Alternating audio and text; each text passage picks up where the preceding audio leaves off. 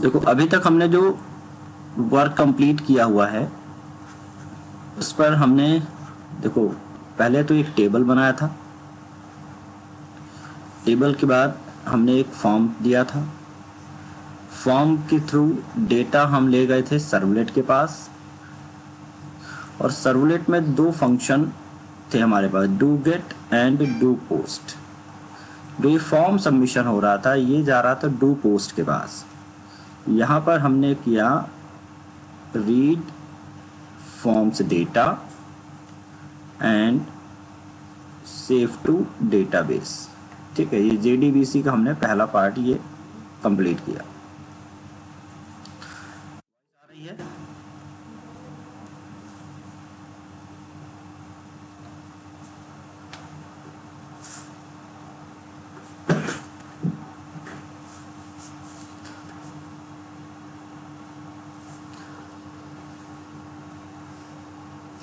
तो हमने क्या देखा कि हमने फॉर्म बनाया था।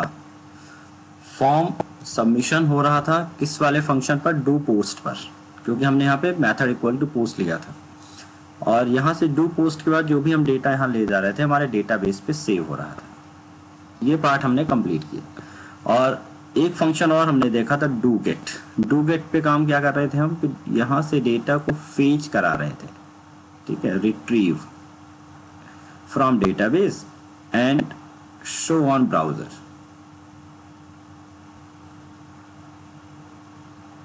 यहां तक का टास्क हमारा कंप्लीट हो चुका है।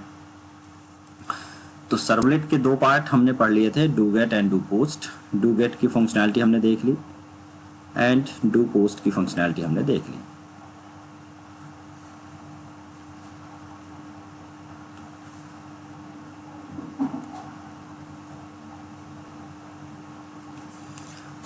आज का टास्क क्या है उसको समझिएगा। अभी हमने सिर्फ रीड और इंसर्ट करना देखा है। मतलब इंसर्ट को समझ सकते हैं हम क्रिएट एंड रीड। क्रूड में से सिर्फ हमने क्रिएट एंड रीड देखा। अब क्या बचा हुआ, अपडेट एंड डिलीट। किसके थ्रू करना, प्रोग्राम के थ्रू करना। तो आज का मेन टारगेट है इस वाले सेक्शन को कवर अप करना, अपडेट एंड डिलीट को। और ये ऑलरेडी हम क्या कर चुके हैं, कवर कर चुके हैं। तो इनको करना है कंप्लीट, और ये हो चुका है completed.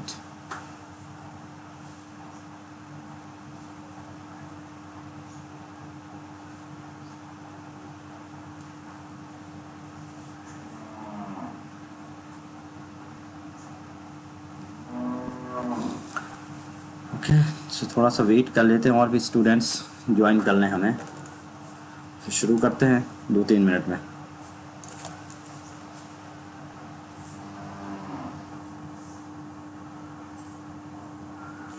Okay, so let's continue.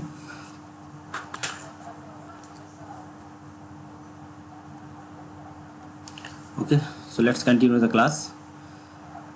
देखिए हमने अभी तक क्या क्या कंप्लीट कर लिया था कोड में से, क्रिएट एंड अपडेट। हमने वर्क कंप्लीटेड, क्या क्या कंप्लीट हुआ था। Number 1, form created, form validation, submission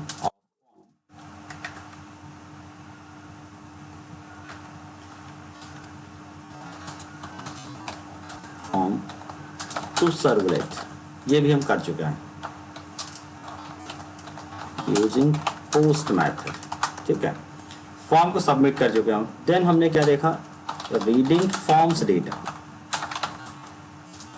in servlet.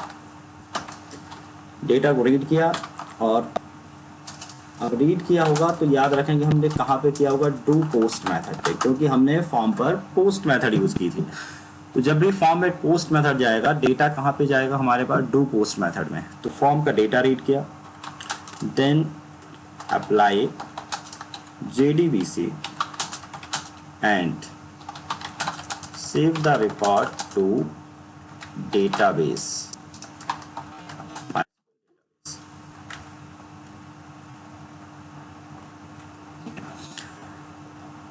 तो फॉर्म क्रिएशन हमने देखा, और फॉर्म क्रिएशन के बाद फॉर्म वैलिडेशन हमने देखा। वैलिडेशन के बाद हमने सर्वलेट पे डेटा को, फॉर्म को पोस्ट किया है। पोस्ट करने के बाद डेटा को हमने रीड किया सर्वलेट पे डू पोस्ट पे जाकर, और फिर हमने उसी पोस्ट मेथड के, डू पोस्ट मेथड के अंदर JDBC का कोड अप्लाई किया और हमने डेटा को डेटाबेस पे सेव किया। मतलब क्रूड में से सी का काम पढ़ा। देन हमने एक एडिशनल और काम किया था, we have created do get method and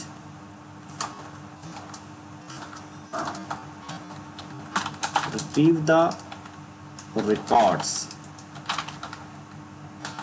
from MySQL and show them inside the browser। इतना टास्क हमने कंप्लीट किया। दैट मीन्स क्रूड में से क्रिएट एंड रीड का टास्क कंप्लीट हो चुका है। ठीक है, क्रिएट एंड रीड का टास्क हमारा कंप्लीट हो चुका है। हम अपने एप्लीकेशन को चला के एक बार देख लें।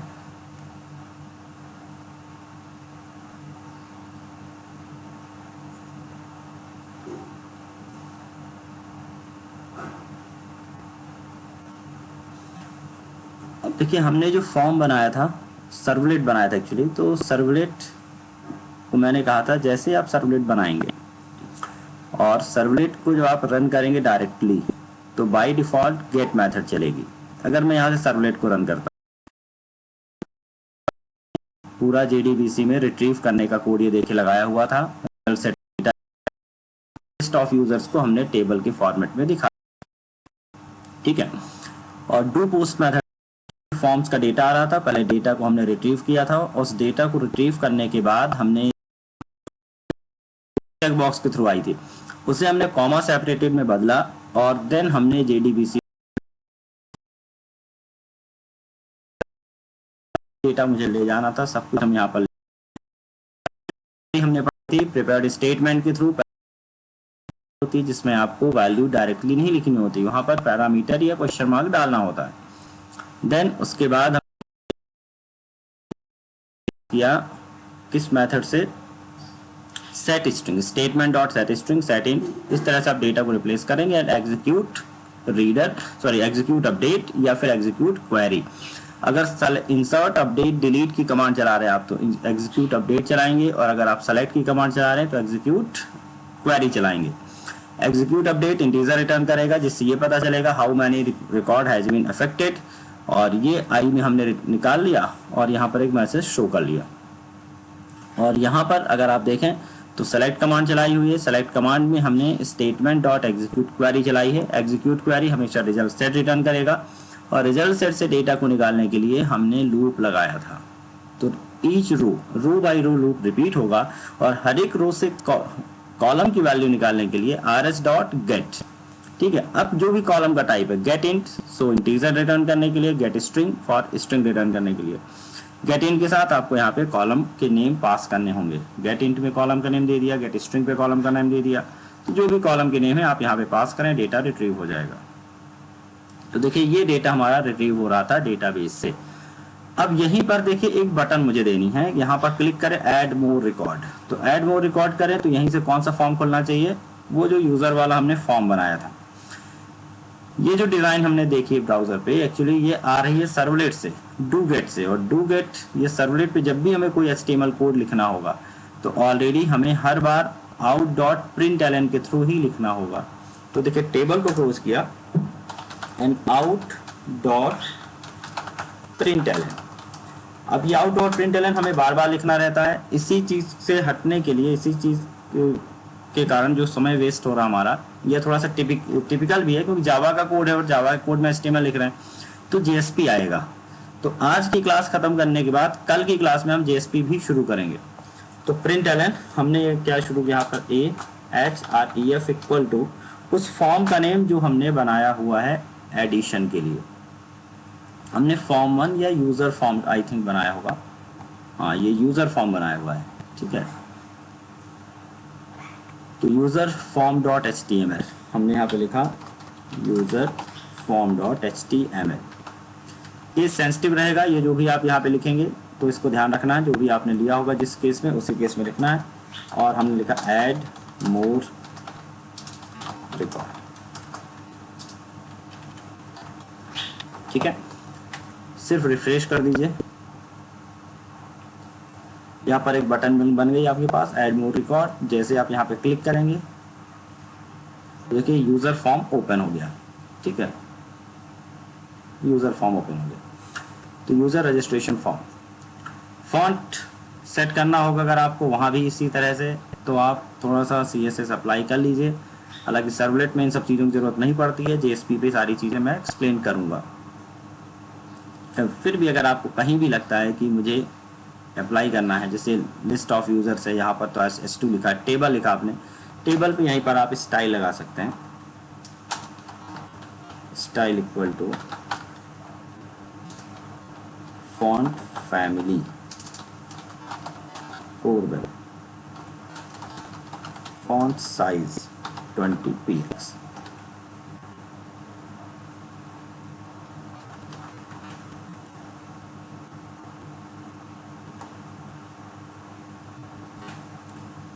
क्या इशू आ गया, cell spacing 0, STY style equal to font family Corbel and font size 20 px।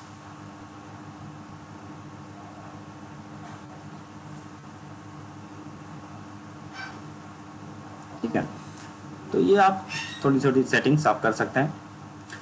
Add more record किया, देखिए यहाँ पर आए। अब यहाँ पे अगर मैं कोई डेटा डाल रहा हूँ, बबीता 20 एंड यूज़र आईडी हमने दे दी babita@gmail.com एंड पासवर्ड दे दिया हमने babita@123 and babita@123।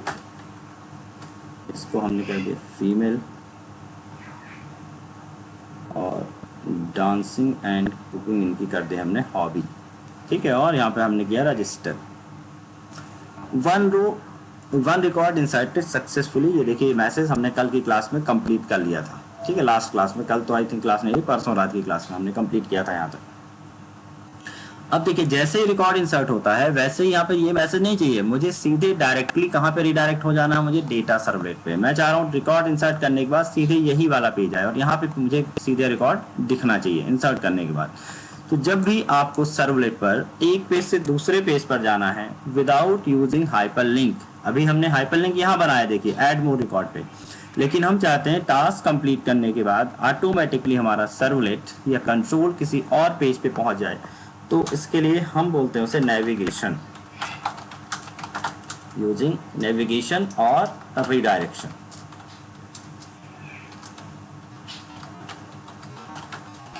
Using servlet. तो सर्वलेट पे जब भी आपको रिडायरेक्शन करना है तो आपको लिखना होगा रिस्पॉन्स डॉट सेंड रिडायरेक्ट, और यहां पर आप URL दे दीजिए जिस पेज पे जाना है, रिस्पॉन्स डॉट सेंड रिडायरेक्ट। जैसे आप सेंड रिडायरेक्ट करेंगे तो ऑटोमेटिकली कंट्रोल उस URL पर या उस पेज पर पहुंच जाएगा। अब बात ये आती है कि मैं रिडायरेक्ट करना कहाँ है। देखिए आपको रिडायरेक्ट कहीं नहीं करना, उसी डेटा सर्वलेट पर, उसी डेटा सर्वलेट पे जाना। देखिए डेटा सर्वलेट पर ही जाना, बट उसके गेट मेथड पे जाना है। और जब भी आप किसी भी तरह से इस डेटा सर्वलेट पे जाएंगे without using method post, automatically get method ही चलने वाली है। तो हमें सिर्फ ये लिखना है, देखिए सर्वलेट पे जाइएगा, सर्वलेट पर जहाँ भी आपका डेटा इंसर्शन का काम कंप्लीट हो गया है और जहाँ भी मैंने यहाँ पर लिखा हुआ है, ये देखिए one row record inserted successfully, इसको मैंने किया कमेंट और हमने यहाँ लिखा रिस्पॉन्स डॉट सेंड रिडायरेक्ट और सेम सर्वलेट का नाम, जो भी सर्वलेट का नाम है, आई थिंक उसका नाम है डेटा सर्वलेट। बस तो जैसे रिडायरेक्ट होगा डेटा सर्वलेट पे, तो जब भी किसी पेज पे, किसी सर्वलेट पे डायरेक्टली कोई भी लिंक आती है, कोई भी कंट्रोल आता है, ऑटोमेटिकली उसका डू गेट मेथड चलता है। डू गेट मेथड में ऑलरेडी हमने यहाँ पे रिकॉर्ड को शो किया हुआ है। तो देखिए अगेन हम यहाँ पर गए और हमने यहाँ से कोई नया रिकॉर्ड इंसर्ट किया, सविता 21 @gmail.com।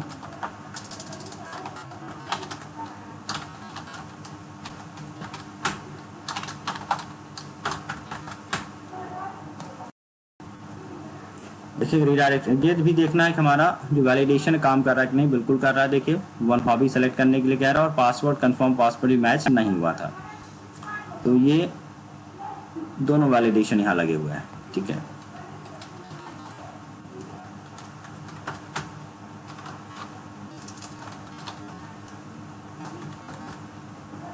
अब हमने किया रजिस्टर। रिक्वेस्टेड फॉर्मेट बिल्कुल सही चल रहा है भाई, रिक्वेस्टेड फॉर्मेट में नहीं दिया मैंने। रिक्वेस्टेड फॉर्मेट कहता है एटलीस्ट एक कैरेक्टर को होना चाहिए, एक कैपिटल लेटर होना चाहिए और एक स्पेशल सिंबल होना चाहिए। अब देखते हैं, और ये देखिए जैसे ही मैंने इंसर्ट किया, अब वो जो मैसेज आ रहा था बीच का वन रो इंसर्टेड, वो मैसेज नहीं आया बल्कि सीधे ही मेरा ये पेज आ गया। तो ऐड मोर रिकॉर्ड पे हम रिकॉर्ड पे जाएंगे और रिकॉर्ड ऐड करने के बाद सीधे ही कहाँ रिडायरेक्ट हो जाएगा, इसी मेथड पे आ जाएगा। एक बार वॉइस कंफर्म कर दीजिए, स्क्रीन कंफर्म करिए, सब कुछ सही चल रहा है ना?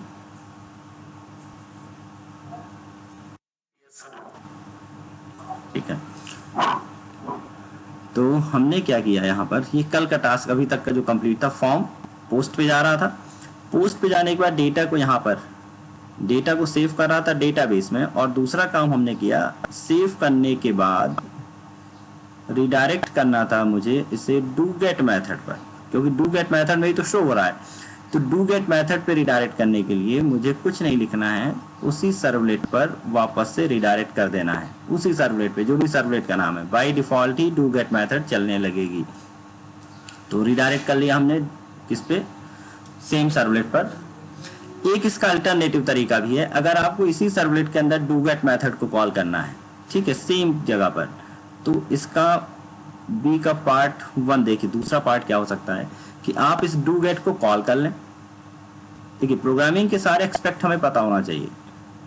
Call the do get method inside do post. भाई आपने डेटा इंसर्ट किया, अब आपको लगता है कि डेटा इंसर्ट करने के बाद मुझे डेटा दिखाना है, तो एक तरीका तो हमने क्या कहा कि आप यहाँ पर रिडायरेक्ट कर लें। ठीक है, रिडायरेक्ट करना यही है, मुझे रिडायरेक्शन करना है, लेकिन पता होना चाहिए, एज ए प्रोग्रामर हमें हर चीज़ पता होनी चाहिए। अगर ये मैं नहीं करता तो मेरे पास एक ऑप्शन था, यहीं पर मैंने किसी को कॉल कर लिया, डू गेट को, एंड रिक्वेस्ट रिस्पॉन्स किया। तो मैंने कहा टास्क कंप्लीट करिए और उसके बाद पहले इन सबको क्लोज कर दीजिए। हाँ, इसको पहले क्लोज करना भाई, इस चीज़ को ध्यान रखना है, क्लोजिंग का काम पहले करना है, उसके बाद कहीं पे जाना है, नहीं तो कनेक्शन ओपन रह जाएंगे तो गड़बड़ हो जाएगा आगे जाकर। इस तरीके को भी देख लेते हैं, टास्क कंप्लीट करो, डू गेट मेथड को कॉल करो, और डू गेट क्या काम करेगा, इनको प्रिंट करेगा। इस तरह से भी करके देख लेते हैं एक बार।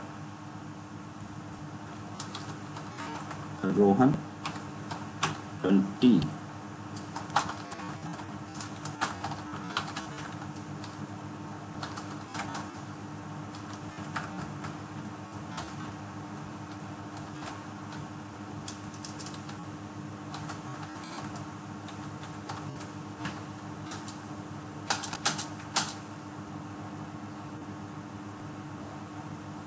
तो देखिए ये वाला भी आईडी हमारा काम कर रहा है। तो आप देख सकते हैं कि हमने दो तरीके देखे, किसी भी मेथड पे जाना है, लेकिन यहाँ पर प्रॉब्लम ये है देखिए कि ये तभी पॉसिबल है कॉलिंग वाला कॉन्सेप्ट जब हमारा मेथड सेम फाइल के अंदर बना हुआ हो। ठीक है, तब ये काम करेंगे, इसलिए ये सिर्फ तभी काम करेगा जब हमारा मेथड इसी सर्वलेट में होगा। लेकिन अगर मुझे कभी दूसरा सर्वलेट चलाना हुआ, तीसरा सर्वलेट चलाना हो, तो ये वाला प्रोसेस काम नहीं करेगा। और ये हमेशा यूनिवर्सल है भाई, किसी पे भी काम करेगा, सेंड रिडायरेक्ट, इवन HTML पे जाना तो भी काम करेगा, बस आपको .html लगा देना है। ठीक है, आगे JSP पेज बनाएंगे, वहां पे जाना है, आपको .jsp लगा देना है। कल को कोई हम API यूज करेंगे, पेमेंट गेटवे हमें यूज करना है, यूजर ने फीस सेलेक्ट करी, अब उसे पेमेंट करना है, तो जैसे ही क्लिक करेगा प्रोसीड नाउ, वो किसी और पेज पे या किसी और API पे चला जाएगा। तो ये प्रेफरेबल मेथड है। ठीक है, याद रखेंगे।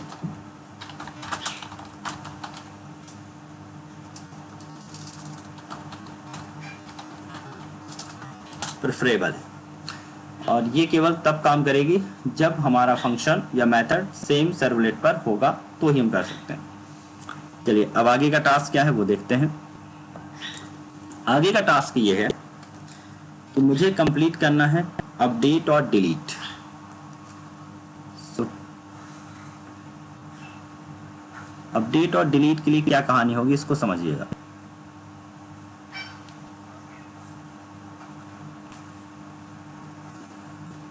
यहाँ पर आ रहे थे रिकॉर्ड, आईडी हो गई हमारे पास, यहाँ पर नेम हो गया, यहाँ पर यूज़र आईडी हो गई, यहाँ पर जेंडर हो गया, हॉबी, सब कुछ ऑप्शन आ रहे हैं। ठीक है, यहाँ डेटा आ रहा है मेरे पास, डेटा आ रहा है। यहाँ पर ऐड मोर रिकॉर्ड की एक बटन भी आ रही है या फिर हाइपरलिंक आ रही है।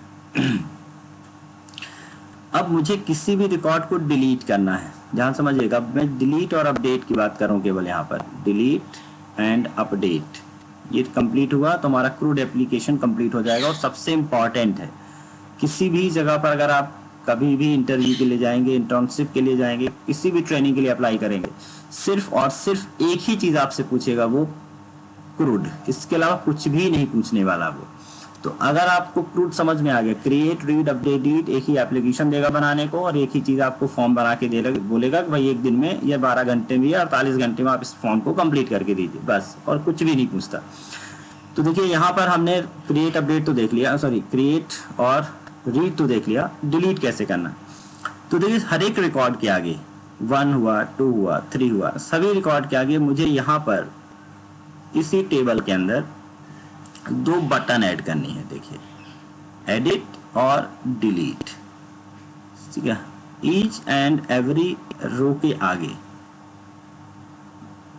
2 बटन ऐड करनी है, एक तो एडिट की और एक इसकी डिलीट की। अभी फंक्शनैलिटी समझ रहे हैं। डिस्प्ले या व्यू पर ध्यान नहीं देंगे, डेकोरेशन वगैरह हम और अच्छे से करा देंगे साइट का, बेहतरीन ढंग से दिखाने के लिए बूटस्ट्रैप भी बता देंगे। अभी फंक्शनैलिटी पे ध्यान देते हैं।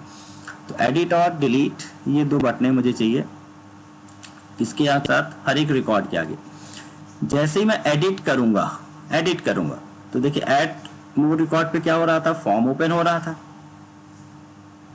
यहाँ पे कौन सा फॉर्म ओपन हो रहा था, रजिस्ट्रेशन फॉर्म ओपन हो रहा था, और ये सारे ब्लैंक ऑप्शन आ रहे थे, और यहाँ पे हम सेव की बटन पर क्लिक कर रहे थे। सेव जा रहा था सर्वलेट पर, और सर्वलेट पर पोस्ट मेथड से जा रहा था। तो सर्वलेट का कौन सा मेथड चल रहा था, डू पोस्ट मेथड चल रहा है, ये हम कर चुके हैं। अब देखिए जब आप एडिट पे क्लिक करेंगे तो एडिट के लिए भी मेरे पास एक फॉर्म होना चाहिए, ठीक है।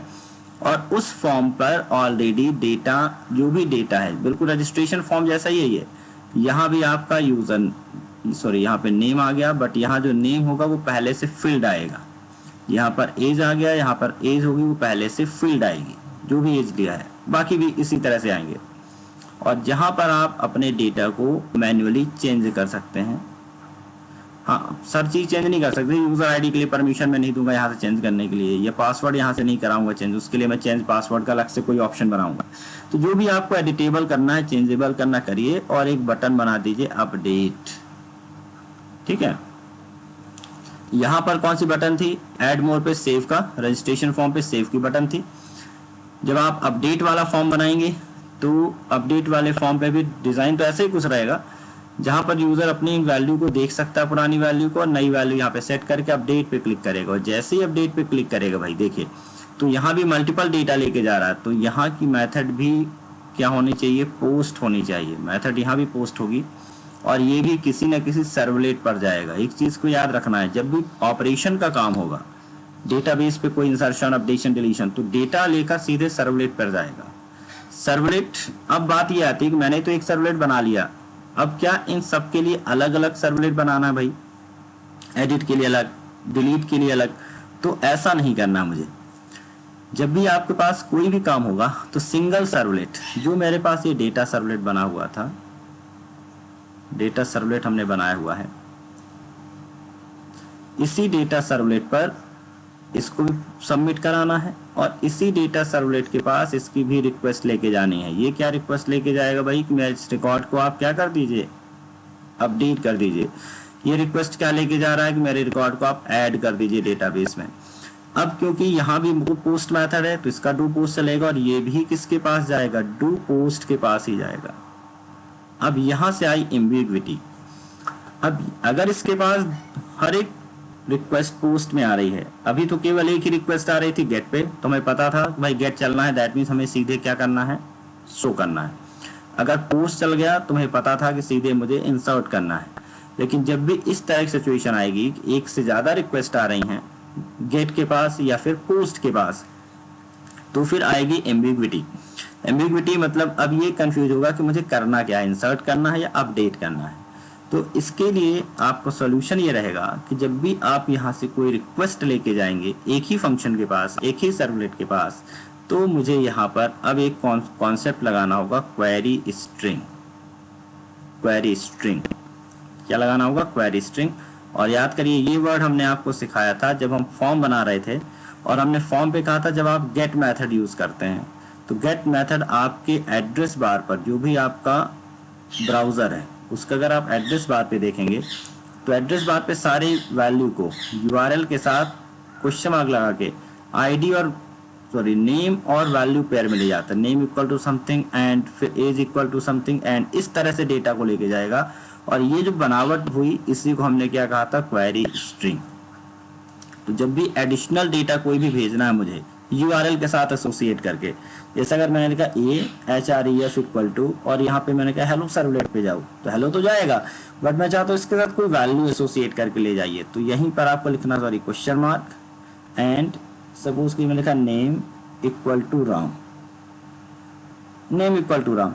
तो ये जो हाइपरलिंक है हेलो पे तो जाएगी, लेकिन नेम इक्वल टू राम लेके जाइए। कहीं भी आपने फॉर्म नहीं बनाया, कहीं भी आपने सबमिट बटन नहीं बनाया, फिर भी ये राम लेके जाएगा, ये कराएगा क्वेरी स्ट्रिंग। तो ये मैं आपको सिखाने वाला हूँ कि किस तरह से हमें एडिशनल इंफॉर्मेशन लेके जानी होती क्वेरी स्ट्रिंग के थ्रू एक ही सर्वलेट पर। और उसी तरह से अगर डिलीट का हम बटन क्लिक करेंगे, डिलीट का, तो डिलीट भी क्योंकि अब ऑपरेशन परफॉर्म करना है तो डिलीट भी किसी न किसी सर्वलेट पे जाएगा और ये भी एक रिक्वेस्ट लेके जाएगा किसकी, डिलीट की, request for deletion, request for deletion. ये रिक्वेस्ट फॉर डिलीशन के लिए जाएगा, ये जाएगा किसके लिए, रिक्वेस्ट फॉर अपडेशन। और यहां पर जब जाएगा तो ये करेगा रिक्वेस्ट फॉर इंसर्शन। तो अब मुझे रिक्वेस्ट भी एक्स्ट्रा लेके जानी है। अभी तक हम रिक्वेस्ट लेके नहीं गए क्योंकि अभी बस हमारे पास दो ऑप्शन हमने सिंपल बनाए कि एक फंक्शन चल रहा तो एक पर्टिकुलर काम कर रहा है, दूसरा फंक्शन दूसरा पर्टिकुलर काम कर रहा है। तो जब भी देखिए अब कब गेट लगाना है कब पोस्ट, जब भी आकर मल्टीपल डेटा लेके जाना इस तरह फॉर्म के फॉर्मेट में, तो हमेशा याद रखेंगे पोस्ट मेथड के थ्रू डेटा जाएगा, पोस्ट मेथड के थ्रू। और पोस्ट मेथड के थ्रू अगर डेटा जा रहा है तो डू पोस्ट चलने वाला है। अगर हम सिर्फ रिक्वेस्ट कर रहे हैं डेटा को रीड करने की या जैसे डिलीट करना है, तो मुझे डिलीट करने के लिए केवल एक आईडी बतानी पड़ेगी सर्वलेट को, ये आईडी आप लीजिए और इसको डिलीट करिए। तो जब भी आपको सिंगल डेटा पे काम करना है, ज़्यादा डेटा नहीं भेजना है, तो यहाँ पर आपको गेट मेथड यूज करनी है। ठीक है, get method.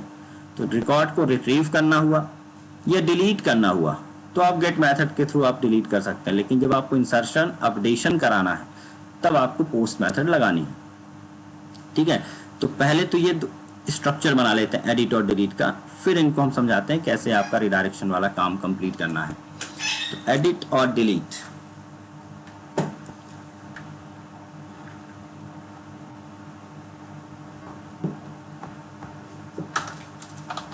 you can also send query string along with URL in following format: URL, then question mark, variable equal to value, and then again variable equal to value, then again variable equal to, जितने भी आपको variable भेजने आप extra भेज सकते हैं किसके साथ, URL के through. This will be submitted in the form of get request। जिस भी आप URL पे जाएंगे, या तो send redirect से आप जा रहे हैं या उसके साथ URL के साथ कुछ भी लेके आप जा रहे हैं, तो कौन सी मेथड कहलाएगी, वो get मेथड कहलाएगी।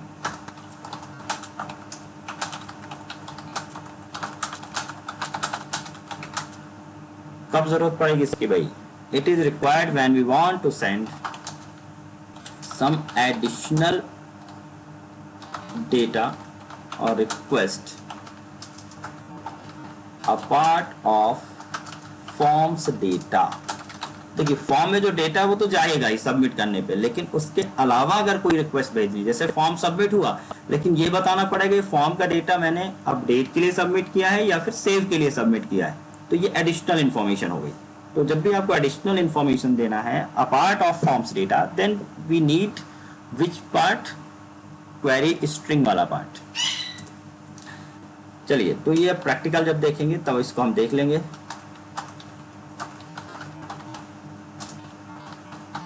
implementing update and delete functionality। अब टास्क क्या है भैया आज का? implementing update and delete functionality। First of all क्या करना है? add 2 more buttons। बटन्स कहें या लिंक्स कहें, update and delete which each row. तो चलिए हम ऐड कर लेते हैं। हमको कहाँ पे शो करानी? यहाँ पर डू गेट पे। तो देखिए डू गेट पे अभी हमारे पास जो कॉलम दिख रहे थे, ID, name, user ID, hobbies, ये सब दिख रहा था। इसी पे हमने एक और हमने टीएच जोड़ दिया, ऑपरेशन। ऑपरेशंस हमने यहाँ पे जोड़ दिया। तो टॉप पे तो एक नया कॉलम बन गया ऑपरेशन। अब इस लूप के अंदर जहाँ भी बार बार चीजें प्रिंट हो रही हैं, इस लूप पे आप जाएंगे और जहां पर आपके हॉबीज वगैरह हो गई, ये टीएच हुआ। अब यहाँ पर 2 लिंक ऐड कर लेते हैं। देखिए तो अभी हमें नहीं पता किस लिंक पे जाना, तो मैंने सिर्फ सिंपल लिंक ऐड करी, href equal to hash. Hash का मतलब नॉन नेविगेशन। अभी हमें नहीं, कुछ भी हमने सेट नहीं किया कि किस पेज पर जाना है या किस सर्वलेट पे जाना है। अभी मैंने सिर्फ हैश बनाया और यहाँ लिख दिया edit/a एंड उसके बाद हमने सेपरेशन के लिए कुछ भी पाइप लगा दी 2 और फिर हमने लिखा href इक्वल टू हैश, फिर लगा दिया और हमने यहाँ लिख दिया डिलीट। तो डिजाइन मुझे देखनी है कि डिजाइन हमारी सही हुई कि नहीं हुई। और यहाँ पर टीएच को बंद कर दिया। यहाँ पे टीडी लगा लीजिएगा आप लोग। टीएच हमने लगा दिया तो टीएच ही चल रहा अभी। देखिए इसको हमने किया रिफ्रेश। ओहो, ये एडिट डिलीट ऊपर चला गया क्योंकि TRTD में कुछ दिक्कत हो गई होगी इसलिए। ये देखिए टीएच बंद तो किया था बट यहाँ पे टीएच शुरू नहीं किया था। तो टीएच शुरू किया मैंने और फिर अगेन इसे रिफ्रेश किया। तो आप देख सकते हैं यहाँ पर ऑपरेशन का एक कॉलम बना हुआ है और उसके नीचे सब में एडिट और डिलीट की बटन ऐड हो चुकी हैं। अभी ये कहीं पे कुछ नेविगेट नहीं होगा क्योंकि हमने कुछ लिखा नहीं कहाँ पे जाना है, बट किस तरह से ऐड करना है ये तो समझ में आ गया आपको। अब देखिए जैसे ही मैं डिलीट करूं, सबसे पहले डिलीट समझा रहा हूं मैं। जैसे ही मैं डिलीट करूंगा ये अपने सर्वलेट पे जाएगा और एक फॉर्म के लिए केवल एक ही सर्वलेट होना चाहिए जिसे हम कहेंगे कंट्रोलर। ठीक है,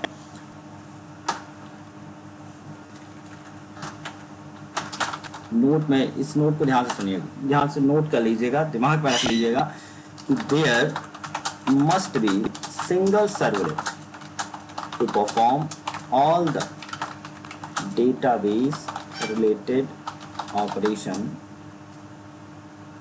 servlet for one table कह सकते हैं या फिर हम one entity कह सकते हैं। एक एंटिटी के लिए, एक टेबल के लिए एक सर्वलेट, एक ही सर्वलेट होना चाहिए, single servlet, entity to perform all the database related operation.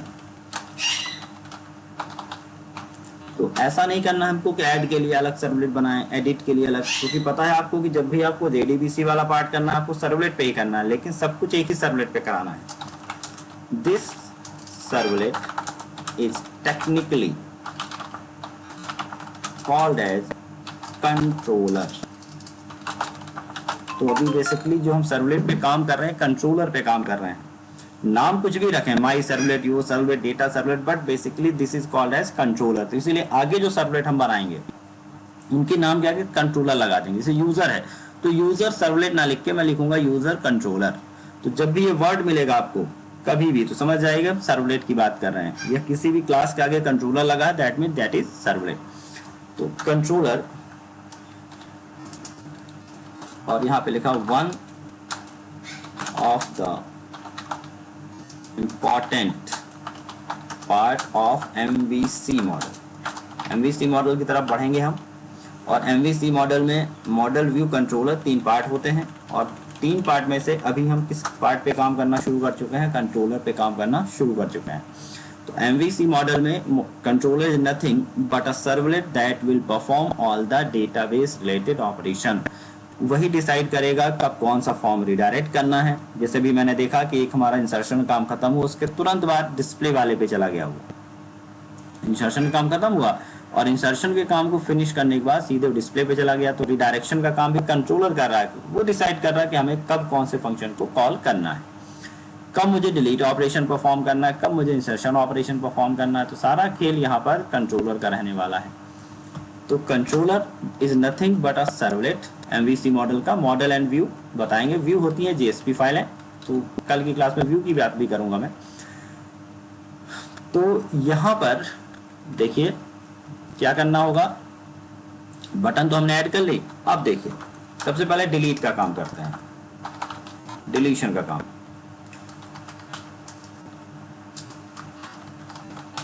Create a hyperlink for delete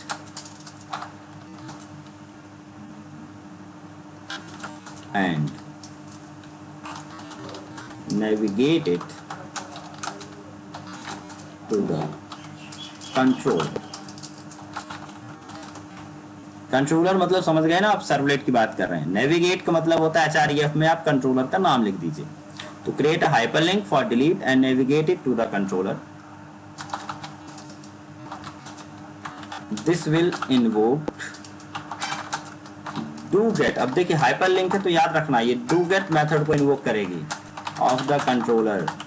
ठीक है, जब भी आप हाइपरलिंक बनाएंगे रिस्पॉन्स डॉट सेंड रिडायरेक्ट करेंगे या फिर सर्वलेट को सीधे रन करेंगे, हमेशा याद रखना दिमाग में डू गेट मेथड चलने वाली है। अब यहाँ से आगे उलझन भाई, डू गेट मेथड में तो हमने ऑलरेडी कोडिंग करके रखी है डिस्प्ले की, हमने तो ऑलरेडी डिस्प्ले की कोडिंग करके रखी है रिट्रीव करने की। तो अब अगर मैं डिलीट मेथड को ले जाऊंगा तो डू गेट मेथड के पास 2 ऑप्शन हो गए, डिलीट भी कराना है उसे या शो भी कराना है। तो कब डिलीट करना है उसे, कब शो करना है, ये बताने के लिए मुझे अब जरूरत पड़ेगी क्वेरी स्ट्रिंग की। This will invoke the do get method of the controller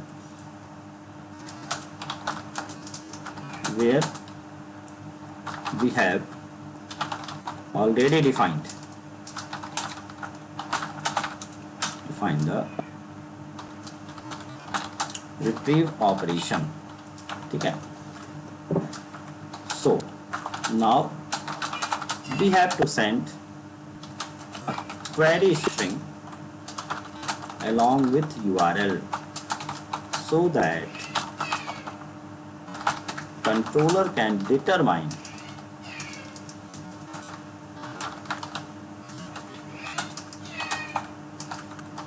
what operations to be performed। तो डिलीट के साथ मुझे कैसे ले जाना ध्यान से रखिएगा। क्वेरी स्ट्रिंग में क्या क्या ले जाना है, query string must contain, query string में क्या क्या होना चाहिए। अब देखिए अगर आपको डिलीट करना है तो एक चीज और श्योर करिए, जब इस डिलीट पे क्लिक करूं तो यही वाला रिकॉर्ड डिलीट होना चाहिए, मतलब मुझे इसकी आईडी चाहिए होगी। ठीक है, जिस भी डिलीट पे क्लिक कर रहे हैं, क्योंकि हमें क्वेरी चलाएं delete from users where ID equal to unique चीज डिलीट करनी है मुझे यूनिक आईडी से, तो हमें क्या करना होगा, इसकी आईडी ले जानी होगी। तो जब भी डिलीट करेंगे मुझे चाहिए सर्वलेट को आईडी। तो first of all ID of the record, ID of the record लेके जाना है। एंड नंबर 2 रिक्वेस्ट या ऑपरेशन इक्वल टू डिलीट, ये 2 वैल्यू लेके जानी है, ऑपरेशन इक्वल टू या ओपी इक्वल टू डिलीट लेके जानी है। तो आपको जब भी क्वेरी स्ट्रिंग के थ्रू डेटा ले जाना है या हाइपरलिंक के थ्रू किसी भी फंक्शन के पास, किसी भी मेथड के पास, तो ये याद रखना हमेशा कि मुझे डेटा क्या क्या जरूरत पड़ेगी। तो पहले तो अपने एक्सपेक्ट पे देखेंगे, डिलीट करने के लिए मुझे क्या चाहिए, मुझे चाहिए रिकॉर्ड की आईडी बस, तो हम लगा देंगे delete from user where ID equal to, तो आईडी लेके जानी पड़ेगी।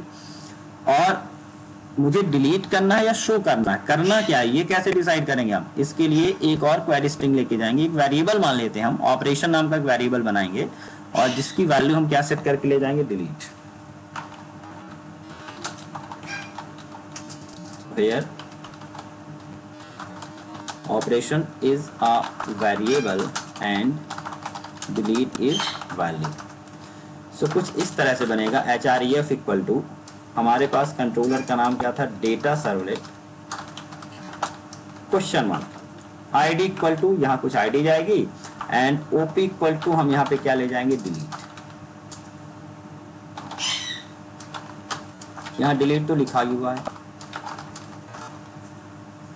अब बात आती है आईडी कैसे लेके जाएंगे। ये तो हमने लिंक बना ली, कहाँ जाओ भाई, डेटा सर्वलेट पे जाओ और डेटा सर्वलेट पे क्या क्या लेके जाओ, आईडी लेके जाना है और ओपी इक्वल टू डिलीट लेके जाना है। वहां पे सबसे पहले ओपी को पढ़ूंगा मैं, अगर ओपी में डिलीट आया है तो ही डिलीट का ऑपरेशन परफॉर्म करना है, अदरवाइज शो का ऑपरेशन परफॉर्म करना है। और वहां पे रिक्वेस्ट डॉट गेट पैरामीटर क्या क्या करेंगे, ID and OP, ID and OP. OP अगर करूंगा रिक्वेस्ट डॉट गेट पैरामीटर तो मुझे डिलीट मिलेगा, और अगर request dot get parameter ID करूं तो मुझे वो आईडी मिलनी चाहिए। तो अब ये देखते हैं आईडी कैसे भेजें हम, क्योंकि आईडी तो हर एक की अलग अलग होगी, ऑपरेशन तो चलो सबके लिए डिलीट होगा, ठीक है, यहाँ पर ऑपरेशन तो सबका डिलीट ही होने वाला है, लेकिन इसकी आईडी 1 जाएगी, इसकी आईडी 2 जाएगी। तो आईडी के लिए क्या करना होगा, for ID we have to use और call RS for result set का ऑब्जेक्ट है, RS डॉट गेट इंट, और जो भी आपने आईडी बनाई हुई है वो यहाँ पर आईडी इक्वल टू लिख देंगे। तो अब आईडी इक्वल टू लिखेंगे तो पता है जावा स्क्रिप्ट, सॉरी ये जावा का ऑब्जेक्ट हो गया, वेरिएबल हो गया, तो इस कोटेशन के बाहर आएगा। तो देखिए कैसे होगा, मैं यहाँ पे बस एक सैंपल समझा रहा हूँ, आउट डॉट प्रिंटलन। तो प्रिंटलन पे हम चल काम कर रहे हैं और यहाँ मान लीजिए कि हम ये यहाँ पे लूप के अंदर है, वाइल RS डॉट नेक्स्ट चल ही रहा है, इस लूप के अंदर है हम। तो आउट डॉट प्रिंटलन, यहाँ पर इस वाले कोड को हमने लिखा,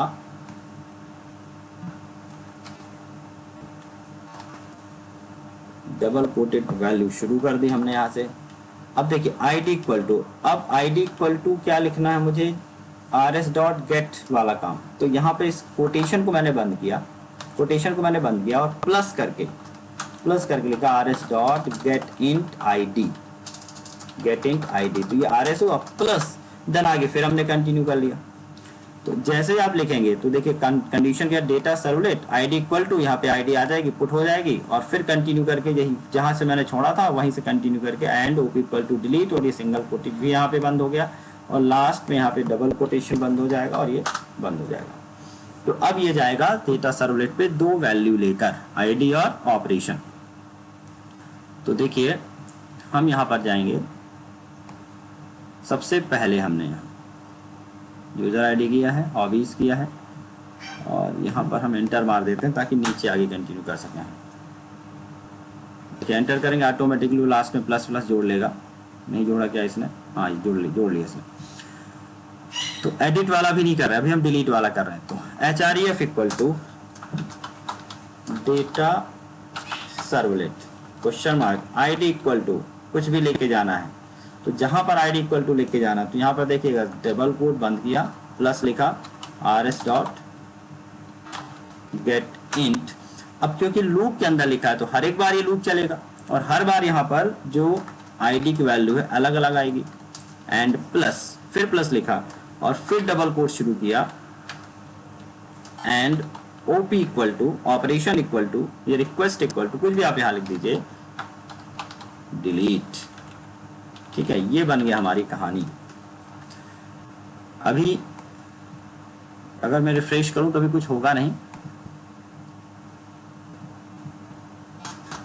बस ये देखना कि यहाँ पे हैश लिखा हुआ नहीं आएगा। अब जब हम डिलीट पे क्लिक करेंगे तो पेज बार बार रिफ्रेश होगा, और यहाँ पे देखिएगा आईडी इक्वल टू 1 जा रही है and OP equal to delete जा रहा है। मैं थोड़ा सा मैग्नीफाई चला देता हूँ, मैग्नीफाई ताकि आपको यूआरएल दिखे अच्छी तरह से। 1 मिनट वेट करिएगा। यहाँ पे देखिए जैसे मैंने क्लिक किया तो आईडी इक्वल टू, डेटा का नाम तो है डेटा सर्वलेट, लेकिन ID equal to 1 and OP equal to delete गया। अब इस बार देखते हैं, मैं दूसरे वाले पे क्लिक कर रहा हूँ, यहाँ पे देखिए डिलीट पे क्लिक किया और अब फिर से हम देखते हैं इसका यूआरएल। तो देखिए आईडी इक्वल टू 2 जा रहा है और ओपी इक्वल टू डिलीट जा रहा है। तो ये क्लियर हो गया किस तरह से हम एडिशनल वैल्यू लेके जा रहे हैं। अब इस वैल्यू को फेच करना है। क्लियर है दिमाग में कि जब भी हम यहाँ पे क्वेरी स्ट्रिंग्स जाएंगे तो डेटा सर्वलेट ही चलेगा और डेटा सर्वलेट का डू गेट मेथड चलने वाला है। ठीक है, डू गेट मेथड चलेगा। ठीक है, डेटा सर्वलेट का डू गेट मेथड। तो हम यहाँ पे जाएंगे और हमने देखा कि डेटा सर्वलेट का डू गेट मेथड, अब डू गेट मेथड में हमने तो कोडिंग करके रखी भाई ऑलरेडी किस चीज की, यहाँ पे शो करने की। तो अब देखिए यहाँ कैसे काम होगा। सबसे पहले अब आपको यहाँ पर एक स्ट्रिंग बनानी है ओपी इक्वल टू और लिखना है रिक्वेस्ट डॉट गेट पैरामीटर। किस नाम से पैरामीटर आ रहा था? ओपी नाम से। जिस भी किसी नाम से, जिस किसी वेरिएबल से आपने पैरामीटर भेजा होगा क्वेरी स्ट्रिंग में, उसी को यहाँ पे गेट पैरामीटर करना है। अब यहाँ चेक करना है कि अगर ओपी इक्वल टू डिलीट आया है तो फिर जेडीबीसी लगाएंगे डिलीट की। तो यहाँ पे हमने चेक किया if OP dot equal ignore case, या इक्वल लिख दीजिए, हम लिखा delete and OP not equal to null. दो ऑप्शन चेक करने पड़ेंगे भाई, क्योंकि हो सकता है मैंने डायरेक्ट इस पेज को रन किया हो। जब भी आप इस पेज को राइट क्लिक करें सीधे यहाँ पे रन करेंगे तब ना तो ओपी आएगा ना कुछ आएगा, सीधे सीधे पेज रन होगा। जब हाइपरलिंक पे क्लिक करेंगे तब ये वैल्यू जनरेट होगी ओपी वाली। तो अगर ओपी इक्वल टू डिलीट आया है और ओपी नल नहीं है तो मुझे यहाँ पर क्या निकालनी है? आईडी। तो integer ID equal to integer dot parse int, और यहाँ पे क्या निकाल लिया हमने? Request dot get parameter ID. तो आईडी निकालनी, तो आईडी तभी निकालनी है जब डिलीट का ऑपरेशन आया होगा। अगर डिलीट नहीं आया होगा तो आईडी भी नहीं आई होगी, क्योंकि यूआरएल पे देखिए अगर डिलीट आ रहा है तो यहाँ पर उसकी क्या रही? OP equal to delete and ID equal to 2 आ रही है। अगर पहली बार रन करेंगे तो सिर्फ इतना ही रन होगा, और जैसे मैंने यहाँ पे एंटर किया तो पेज में कुछ भी नहीं आया, तो ना तो ओपी आया ना ही आईडी आई। और अगर नहीं आई फिर भी मैं रिट्रीव करूंगा तो नल आ जाएगा। तो इसीलिए पहले चेक कर लेना है, अगर डिलीट का ऑपरेशन आया है तो देखिए आईडी, और यहाँ पर करना है जेडीबीसी। तो और एल्स, इसका इफ का क्या लिख दिया मैंने? एल्स लिख दिया। जो पुराना वाला जेडीबीसी था पूरा उठा के हमने एल्स में डाल दिया। मतलब अगर कुछ भी नहीं आया तो आपको डिस्प्ले करना है, बट अगर कुछ आया तो अब देखिए यही ट्राई कैच को मैं रिपीट करूंगा यहाँ से लेकर यहाँ तक। रुकिएगा, कहाँ पहुंच गया? डू गेट नहीं, डू पोस्ट। यहाँ से इस ट्राई कैच को मैंने उठाया, कंट्रोल सी किया, और इस इफ के अंदर मुझे जेडीबीसी में लगाना होगा किसका कोड? डिलीट का। तो देखिए मैंने पेस्ट किया यहाँ पर। अगर ऑपरेशन इक्वल टू डिलीट है और आईडी इक्वल टू मुझे आईडी मिल गई तो देखिए हमने ड्राइवर रजिस्टर कर लिया। क्वेरी बदल देंगे। क्वेरी क्या बदलेंगे? अब ध्यान से देखिएगा, डिलीट फ्रॉम यूजर्स। ठीक है, पिछली बार क्या लिखा था? Select from user, user table का नाम यूजर चाहिए। ठीक है, तो delete from users where ID equal to, अब आईडी की वैल्यू देनी हो, जहां भी वैल्यू देनी हो वहां पे क्या लिखना आपको? Question mark. देन आपने क्या बनाया? कनेक्शन डॉट प्रिपेयर्ड स्टेटमेंट, ये भी बना लिया। अब लेकिन क्योंकि आपने पैरामीटर दिया है तो मुझे लिखना होगा एसएमटी डॉट सेट, और पैरामीटर का टाइप इंटीजर होगा। एक ही पैरामीटर, तो 1 पे क्या सेट किया? आईडी। ये आईडी कौन सी होगी? जो मैंने यहाँ पे रिट्रीव कर ली है अपने वेरिएबल पे, और वही वेरिएबल पे जो भी आईडी यहाँ पे भेज दिया। क्योंकि डिलीट की कमांड चल रही है इसलिए एग्जीक्यूट क्वेरी वाला कॉन्सेप्ट नहीं चलेगा। तो ये वाला कॉन्सेप्ट हमने यहाँ से अभी यहाँ तक हटा दिया, टेबल वाला, क्योंकि अब यहाँ पर ये वाला कॉन्सेप्ट नहीं काम करने वाला भाई। तो क्या किया हमने यहाँ पे भाई? यहाँ पर किया integer n equal to SMT dot execute update, क्योंकि इंसर्ट अपडेट डिलीट में एग्जीक्यूट अपडेट चलाना है। अपडेट हो गया, और अपडेट होने के बाद यहाँ पे सिर्फ कंडीशन लगा दी मैंने, if N not equal to 0, मतलब अगर कम से कम एक रिकॉर्ड डिलीट हुआ है, 0 नहीं आया है, तो इसका मतलब रिकॉर्ड सक्सेसफुली डिलीटेड हो चुका है। और डिलीट हो गया तो मुझे दिखाना नहीं है, आपको वापस उसी पेज पे response dot send redirect same page पे चले जाना है, मतलब डेटा सर्वलेट पर। तो कुछ भी लेके नहीं जा रहे हम, सिर्फ डेटा सर्वलेट पे जाएंगे तो ऑटोमेटिकली फिर से इसका डू गेट चलेगा। जब फिर से डू गेट चलेगा देखिएगा क्या ओपी आया, नहीं आया भाई, क्योंकि मैंने सिर्फ क्या भेजा है, डेटा सर्वलेट। मैंने कोई भी क्वेश्चन मार्क भेजा कि नहीं भेजा। तो जब दोबारा इस पेज पे रिडायरेक्ट होके आएगा तो ये इफ वाला नहीं चलेगा, और जब इफ नहीं चलेगा तो इसी इफ के किस में जाएगा, एल्स में, और एल्स में सेलेक्ट की कमांड लिखी हुई है। तो डिलीट पे क्लिक करने के तुरंत बाद उसी टाइम पर फिर से वही पेज दिखेगा, बट वो रिकॉर्ड गायब दिखेगा, क्योंकि वो मैंने अभी क्या कर दिया, डिलीट। और अगर ऐसा नहीं है, अगर 0 नहीं आया तो आपको लिख देना out.println unable to delete record, unable to delete record। चलिए अब देखते हैं कि हमारा काम हो रहा है कि नहीं हो रहा है। नल पॉइंटर एक्सेप्शन, ठीक है, डेटा सर्वलेट में नल पॉइंटर एक्सेप्शन आ रहा है कहीं पर, भाई देख लेते हैं। अगर हमने लिखा if OP dot equals ignore case, देखिए सीक्वेंस का भी फर्क पड़ता है। पहले मुझे चेक करना होगा if OP not equal to null, तभी तो चेक करेंगे कि उसका डिलीट है कि नहीं है। पहले डिलीट को चेक कर रहा है, ओपी नल है तो पहले एक नल पॉइंटर एक्सेप्शन आ रहा है। तो सीक्वेंस का बहुत फर्क पड़ता है। अब देखिए हम आखिरी वाले पे जा रहे हैं और इस डिलीट पे क्लिक कर रहा हूं मैं। जैसे मैंने डिलीट पे क्लिक किया, देखिए सीधे रिकॉर्ड गायब हुआ है। हुआ क्या होगा, पेज पे गया होगा, आईडी लेके गया होगा, ओपी इक्वल टू लेके गया, उसने देखा, डिलीट किया, डिलीट करने के बाद वापस इसी पेज पर रिडायरेक्ट किया, और रिडायरेक्ट करने के बाद हमें क्या मिल गया, फिर से रिकॉर्ड मिला। बट रिकॉर्ड कहाँ से आ रहा, डेटाबेस से, और डेटाबेस से हमने डिलीट कर लिया है। तो जैसे जैसे हम डिलीट पे क्लिक करते जाएंगे, देखिए यहाँ पे वैल्यू क्या होती जाएंगी, हटती चली जाएंगी। ठीक है, ये आपने देख लिया डिलीशन। एक ही सर्वलेट है मेरे पास अभी तक, एक ही सर्वलेट पे 3 ऑपरेशन हो चुके हैं, इंसर्शन भी हो रहा है, डिलीशन भी हो रहा है, डिस्प्ले भी हो रहा है। इंसर्शन के लिए हमने डू पोस्ट बनाया था, डिलीशन और डिस्प्ले के लिए डू गेट पे काम कर रहे हैं।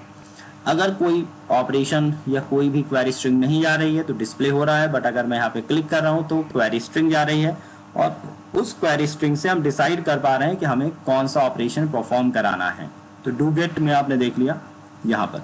उसी तरह से डू पोस्ट में भी होने वाला है, क्योंकि अभी तो कुछ नहीं था, सिर्फ सिंगल रिक्वेस्ट आ रही थी सेव की, लेकिन जब अपडेट करेंगे तो एक रिक्वेस्ट और आएगी अपडेशन की।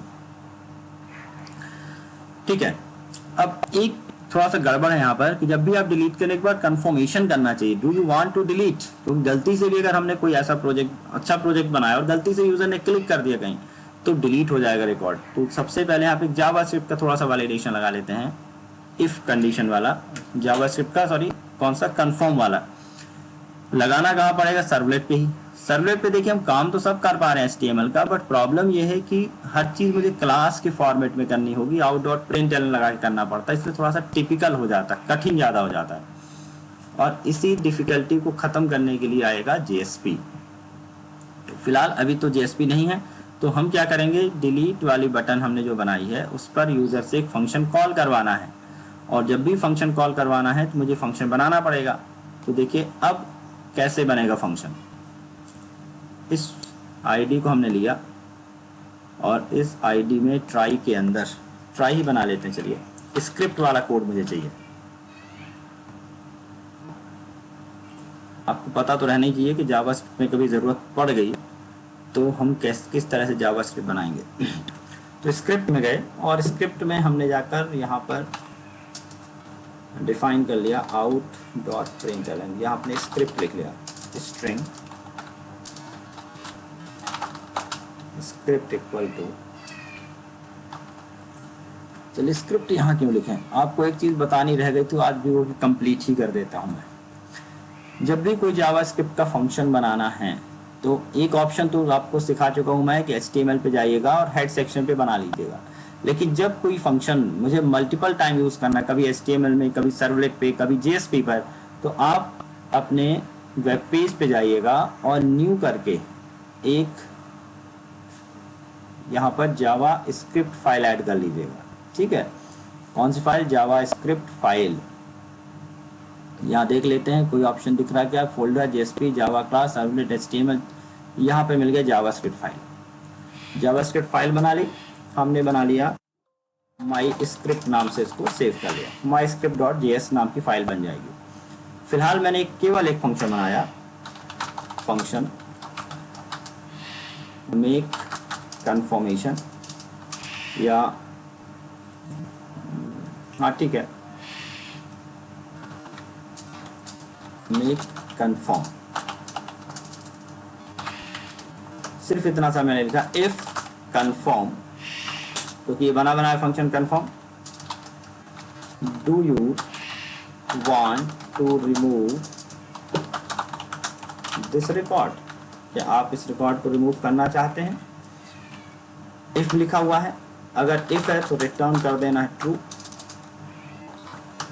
और अगर ऐसा नहीं कर रहा यूजर, कंफर्म नहीं कर रहा है, तो रिटर्न कर देना है फॉल्स। बस इतना ही काम है इस फंक्शन का, कंफर्मेशन का।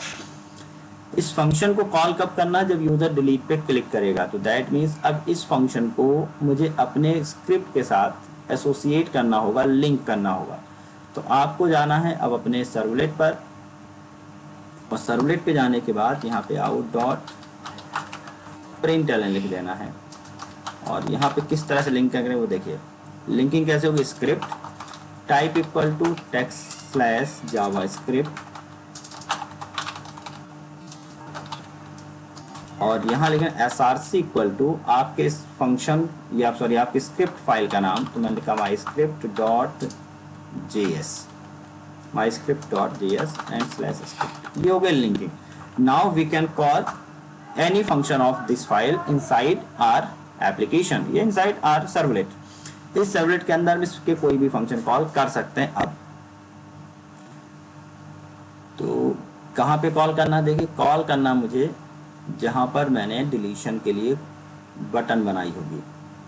तो डिलीशन की बटन एक्चुअली यहाँ पर नहीं बनी हुई है, बटन तो कहाँ बनी है? इस वाले पे बनी है भाई, जहाँ पे डिस्प्ले हो रहा था। तो एक काम करते हैं, ये फंक्शन में गलत जगह इंपोर्ट कर लिया, क्योंकि अगर मैंने ट्राई के अंदर किया तो केवल इसी वाले फंक्शन में काम करेगा, इफ वाले पे।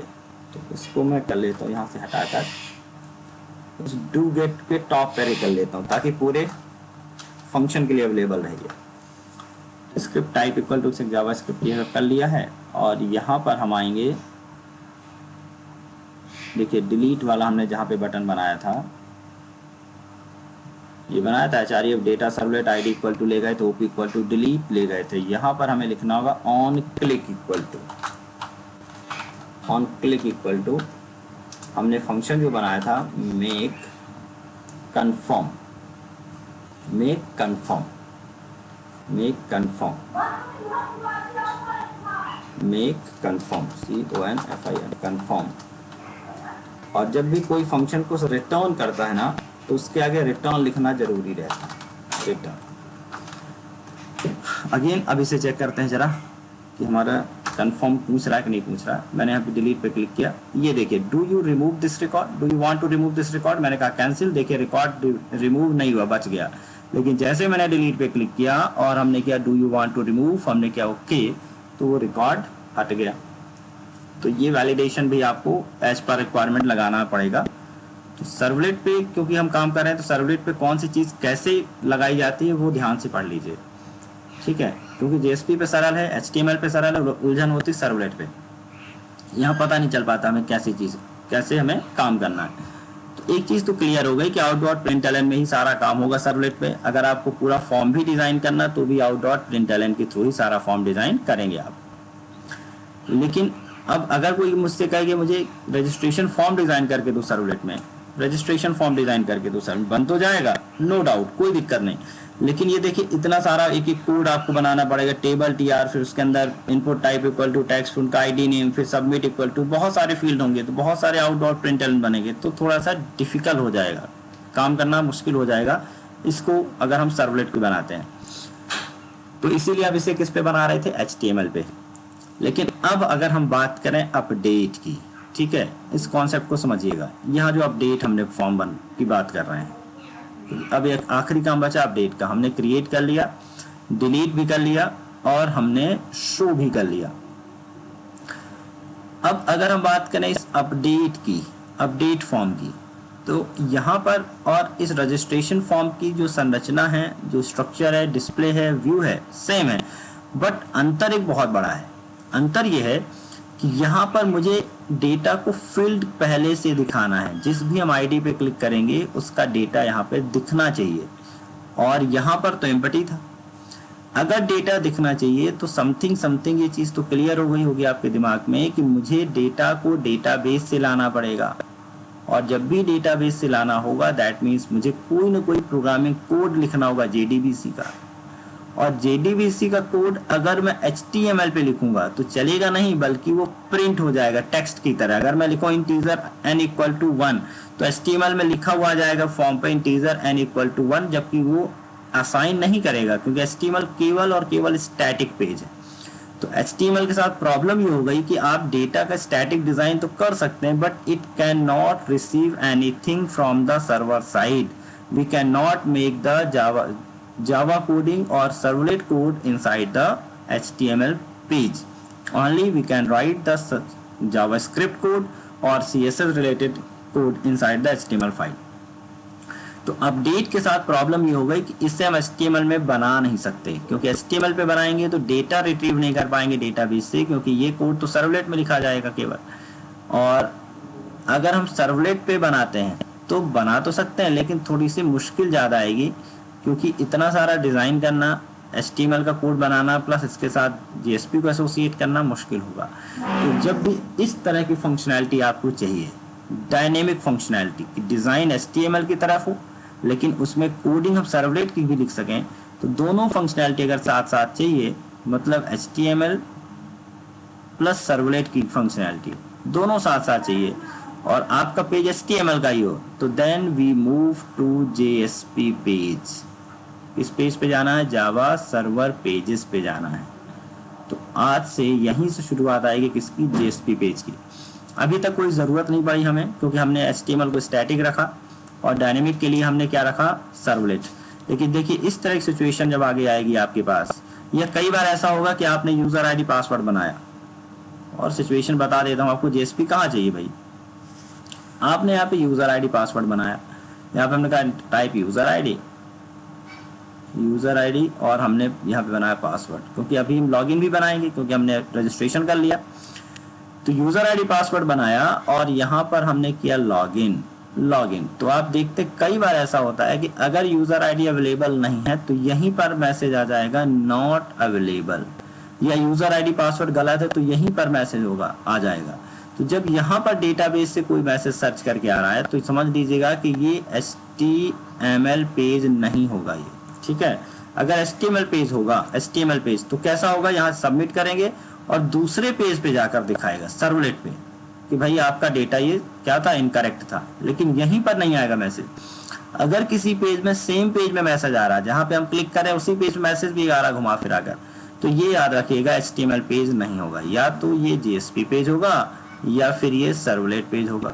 सर्वलेट में out.println से पूरा डिजाइन कर दिया गया होगा, या फिर कौन सा पेज होगा, JSP पेज होगा। HTML पेज में कभी भी सर्वर साइड से कोई डेटा नहीं आता, केवल ये HTML क्लाइंट से सर्वर को भेज सकता है, तो यहाँ से केवल डेटा को सेंड होता है किस पे, सर्वर पे।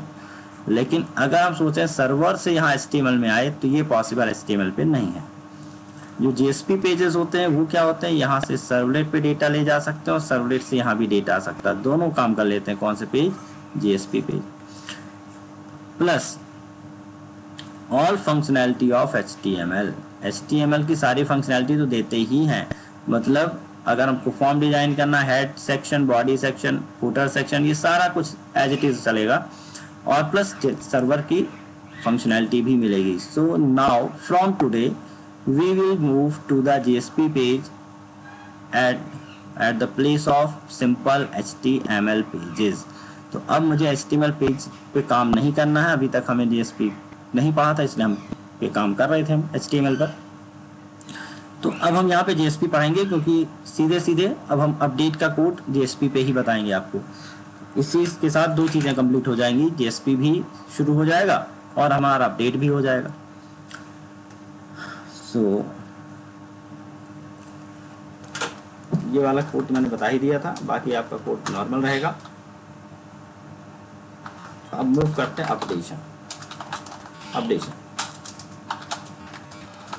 During the updation we have to redirect in a form along with id। यहाँ भी देखिएगा आईडी तो चाहिए। जैसे मैंने एडिट पे क्लिक किया तो उस पर्टिकुलर आईडी तो चाहिए, तभी तो उसका फॉर्म निकाल के लाएगा, डेटा निकाल के लाएगा वो। तो यहाँ भी क्वेरी स्ट्रिंग चाहिए। कुल मिला के ID will be sent using query string. Query string बहुत इंपॉर्टेंट पार्ट है अपने प्रोजेक्ट का, अपने ट्रेनिंग का। बिना वीडियो गैप आ रहा है। अच्छा, गैप आ रहा है वीडियो। अभी क्या दिख रहा है आपको?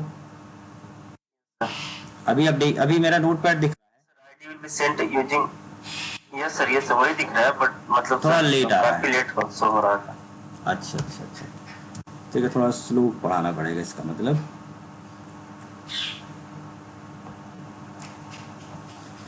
कोई दिक्कत नहीं। So ID will be sent using query string. और आईडी या क्वेरी स्ट्रिंग वाला जो पार्ट है बहुत इंपॉर्टेंट है, क्योंकि इसके बिना हम कभी भी रिडायरेक्शन के टाइम पे डेटा ले नहीं जा सकते इसके बिना। अब अगर हम बात करें कि फॉर्म पे क्या होगा, inside the edit form, edit और अपडेशन फॉर्म की अगर हम बात करें, we have to retrieve data from MySQL and show them inside the text or editable field। इसको फिलहाल मैं लिख देता हूँ editable fields। एडिटेबल का मतलब हो गया, समझ लीजिए यहाँ पे टेक्स्ट फील्ड की बात हम कर रहे हैं या नंबर फील्ड की बात कर रहे हैं। इस तरह से जो भी कंट्रोल हमने एचटीएमएल कंट्रोल एक बार भाई देखिए, एक मिनट रुकिए, ये सब इशू आ रहा है क्या? सर रिट्रीव नहीं रुका हुआ था। अच्छा, ये और किसी को दिक्कत भी आ रही है क्या? स्नेहा, शैलेन, मिथिलेश, आप लोग भी कंफर्म करें। Yes sir. एक minute.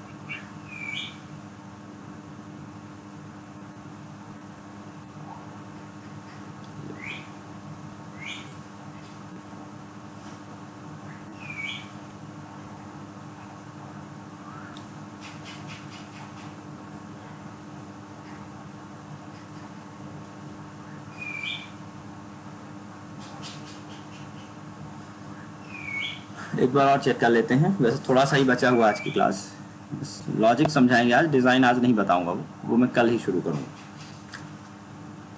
Inside the edit form we have to retrieve data from MySQL and show them inside the editable field, मतलब text field, radio button, check box, जहां भी है।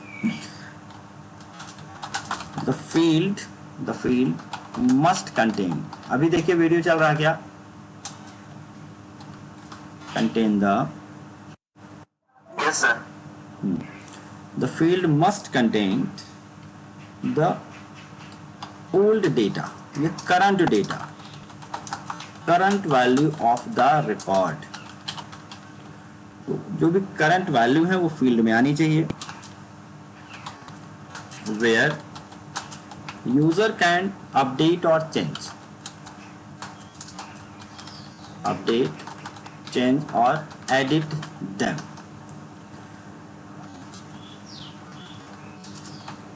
At last user will submit the form to controller।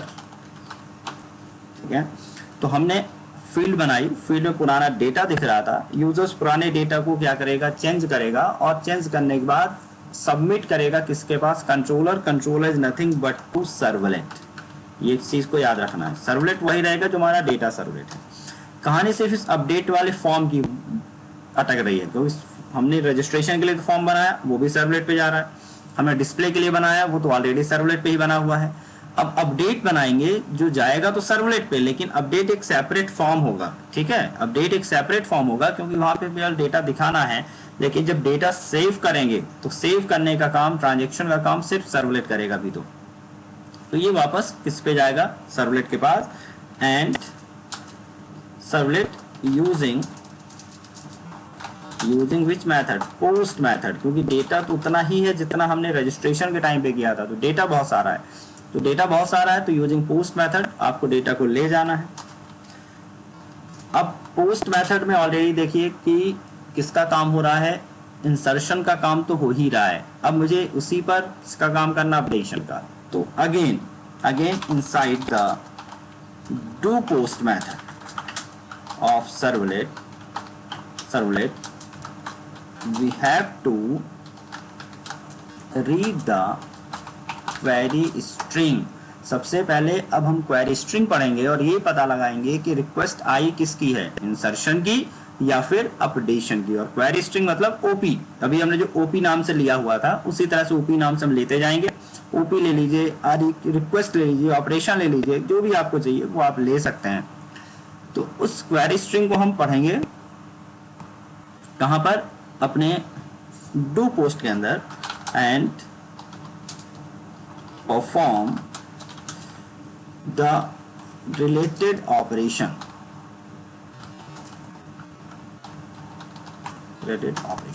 तो ये चीज तो चलिए हम कर लेंगे, रिलेटेड ऑपरेशन करेंगे। तो इस चीज को याद रखिएगा, क्योंकि फॉर्म से डेटा जब जाएगा अपडेट का, तो वहां भी अगेन पहले डेटा फॉर्म से पढ़ना पड़ेगा, सारे data one by one, then मुझे वहां पे अपडेट की क्वेरी चलानी पड़ेगी। तो read forms data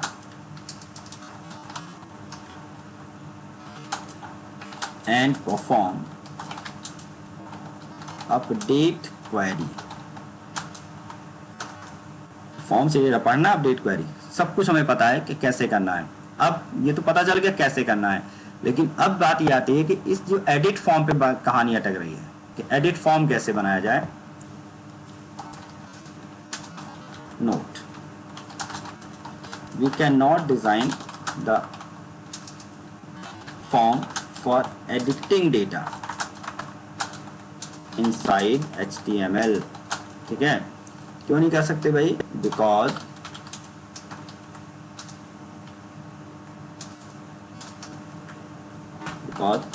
we cannot retrieve the value of the record inside HTML। तो देखिए, हमें क्योंकि रिट्रीव भी तो करना है भाई, पुरानी वैल्यू दिखानी भी है और फिर उसे एडिट करना है, तो हम इसे रिट्रीव नहीं कर सकते HTML में। तो that's why we can not take the HTML form. तो सॉल्यूशन क्या हुआ, सॉल्यूशन ये हुआ,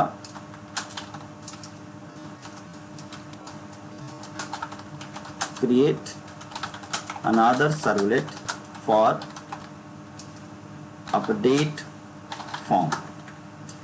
और जब भी आप अपडेट फॉर्म के लिए सर्वलेट बनाएंगे तो क्या करेंगे, design whole form inside do get method. उस सर्वलेट में केवल डू गेट मेथड रहेगा, क्योंकि वो सर्वलेट केवल डिजाइन के लिए बनने वाला है।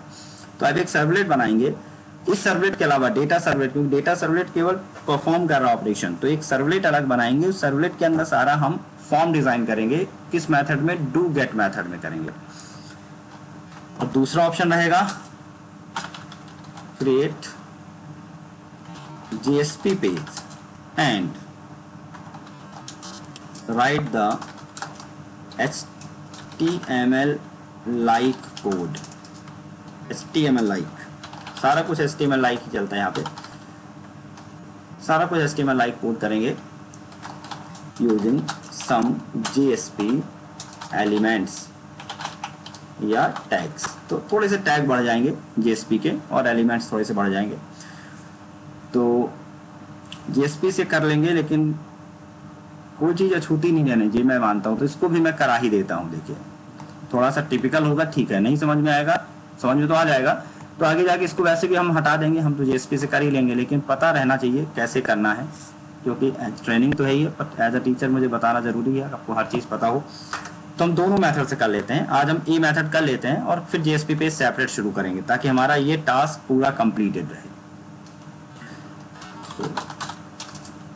Creating update form using servlet. तो आपको जाना सोर्स पैकेजेस में, ऐड न्यू सर्वलेट कर लेते हैं और इसका नाम हम कर देते हैं अपडेट फॉर्म। ठीक है, अभी वीडियो रुका तो नहीं भाई जब से हम चला रहे हैं? ओके, तो जब भी सर्वलेट ऐड करेंगे याद रखेंगे आप पैकेज में जाएंगे, और अगर आप जेएसपी पेज ऐड करेंगे तो हम उसके लिए वेब पेजेस में जाएंगे। तो अभी हम सर्वलेट पे जा रहे हैं, com.servlet पे, और यहाँ जाकर मैंने एक सर्वलेट ऐड किया और इसका नाम ही रख दिया हमने अपडेट फॉर्म नाम का सर्वलेट बना लिया। नाम जानबूझ के फॉर्म लिख रहे हैं ताकि पता रहे कि यहाँ पे केवल ये कंट्रोलर नहीं है, सिर्फ ये हमें डिजाइन के लिए बना रहा है। आपको यहाँ पे क्या करना होगा, सब कुछ डिलीट कर देना है जो एक्स्ट्रा है, सिर्फ डू गेट मेथड का काम रहेगा मुझे, सिर्फ डू गेट मेथड का। ठीक है, डू पोस्ट में कोई काम नहीं। जब भी आपको केवल डिजाइन करना है सर्वलेट की, जैसे मैंने अभी शो कराया था केवल, तो रिकॉर्ड को शो करने के लिए हमने डू गेट किया था। पोस्ट केवल तभी जरूरत पड़ेगी जब स्पेशल डेटा रिट्रीव करके मुझे मल्टीपल डेटा रिट्रीव करना और मल्टीपल डेटा ले जाना है। तो देखिए डू गेट में मुझे बनाना है फॉर्म, पूरा का पूरा फॉर्म। तो फॉर्म बिल्कुल वैसे ही बनेगा जैसे कि हमने यूजर फॉर्म बनाया था, सब कुछ वैसे ही बनने वाला है, और यहाँ भी वैलिडेशन लगेंगे, सब कुछ लगेगा। तो अब देखिए हमें ये देखना है कि हम चेंज क्या क्या, एडिट क्या क्या कराना है। तो एडिट याद रखिएगा, पासवर्ड यहाँ से नहीं कराना है, तो जो नहीं कराना उसे शो नहीं करेंगे हम, और जो कराना उसे करेंगे। तो इसको हमने ये बॉडी वाला जो सेक्शन था इसको किया कॉपी। अभी हम सिर्फ बॉडी वाला सेक्शन उठा रहे हैं, जो वैलिडेशन वाला सेक्शन है वो यहाँ नहीं करा रहे हैं, वो जेएसपी पेज पे कराएंगे। वैलिडेशन के लिए बस वही है कि जावास्क्रिप्ट के फंक्शन जो मैंने यहाँ बनाए हुए हैं वो आपको कहाँ जाके बना देना है, myscript.js में इसे लिंक कर लेना और फिर उन फंक्शन को कॉल कर लेना है, क्योंकि सर्वलेट पे फंक्शन डायरेक्टली नहीं बनाए जाएंगे। तो ये तरीका एक तो बता ही दिया मैंने। अब डू गेट पे जाना है और क्या करना है ध्यान से देखिए, मुझे करना होगा प्रिंट राइटर का object out equal to response dot get writer and response dot set content type text/html। ये हो गया। फॉर्म डिजाइन करना पूरा का पूरा, तो out डॉट println, सबसे पहले हमने शुरू किया HTML, देन हेड, हेड के बाद हमने लिखा टाइटल, टाइटल में हमने लिख दिया अपडेशन, और स्लैश हमने कर दिया टाइटल क्लोज, एंड स्लैश हमने क्लोज किया हेड। ठीक है, देन इसके बाद हमने शुरू किया बॉडी। तो अगेन जब भी आपको काम करना है तो देखिए आप या तो इसे बंद ही मत करिए, आप सीधे एंटर प्रेस कर लें यहाँ पर, और यहाँ पे आपने जो कोड वहाँ से कॉपी किया था इसको यहाँ पे कर देता हूँ पेस्ट। कोड कॉपी किया था, पेस्ट कर दिया मैंने। अब ये इसने ऑटोमेटिकली, एडमिन की बहुत अच्छी फैसिलिटी है कि ये यहाँ पर जो भी सिंगल डबल कोट लगाए थे मैंने, तो उनको कोड को उसने स्लैश करके डबल कोटेड से क्या कर लिया है, इस पर उसने प्रीफिक्स लगा दिया स्लैश का सभी डबल कोट में। तो इसने पूरा ऑटोमेटिकली डिजाइन कर लिया, इसको समझने की बस बात है मुझे। तो देखिए हमने यहाँ पर बनाया फॉर्म, यूजर रजिस्ट्रेशन नहीं दिखाना मुझे, user updation form, update form, user update form. Action डेट जाना तो डेटा सर्वलेट पे ही है, कोई दिक्कत नहीं, क्योंकि जब भी यहाँ पे अपडेट पे क्लिक करूंगा देखिए तो जाना है डेटा सर्वलेट पे। लेकिन अब यहाँ कैसे क्वेरी स्ट्रिंग जाएगी ये समझिएगा। मेथड इक्वल टू पोस्ट लिखा हुआ है, यहाँ पर ऑन सबमिट में रिटर्न वैलिडेशन भी किया हुआ है, रिटर्न वैलिडेशन किया हुआ है। अब ये जो फंक्शंस हैं ये सारे कहाँ बने थे, हमारे उस पेज पे बने थे, बट यहाँ पर नहीं बना कोई भी फंक्शन। ये अगर मुझे फंक्शन चाहिए तो मुझे क्या करना होगा, सारे फंक्शन उठाकर स्क्रिप्ट में जाके डिफाइन करने होंगे और स्क्रिप्ट को लिंक करना होगा, फिर ये भी काम करने लगेगा। ये जो फंक्शन हमने बनाए थे कौन से, यहाँ पर अगर आप देखें ये जो स्क्रिप्ट वाला ये पूरा सेक्शन बनाया था, ये सारा जो फंक्शन बना हुआ था, ये पूरा फंक्शन देखिए यहाँ पर वैलिडेट फॉर्म, इसको कंट्रोल सी किया और ये मैंने यहाँ पे अपना स्क्रिप्ट डॉट जेएस पे जाकर इस फंक्शन को यहाँ पर डिफाइन कर लिया। अब इस फंक्शन को अगर मुझे एक्सेस करना है कहीं पर, अगर मुझे एक्सेस करना है तो मुझे इसी हेड सेक्शन पे जाना है जहाँ पर हेड बंद कर दिया था मैंने। हेड बंद करने से पहले क्या लगाना है, स्क्रिप्ट टाइप इक्वल टू, अब देखिए या तो आप यहाँ स्लैश डबल कोटेशन लिखेंगे या फिर आप सिंगल कोट लिख दीजिए, X slash JavaScript and src equal to my script dot JS. तो ये फाइल हो गई यहाँ पर लिंक, और फाइल लिंक होने के बाद हेड सेक्शन क्लोज हो गया, देन बॉडी सेक्शन शुरू हुआ। तो ये भी काम करना शुरू कर देगा, कोई दिक्कत ही नहीं है। अब देखिए यहाँ पर हमने लिखा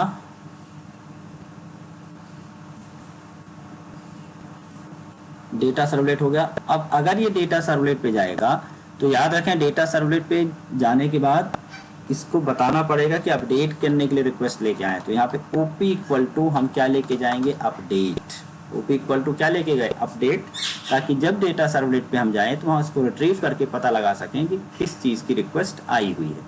तो ओपी इक्वल टू हमने क्या दे दिया, अपडेट, बस और भी कुछ नहीं दिया हुआ है यहाँ पर।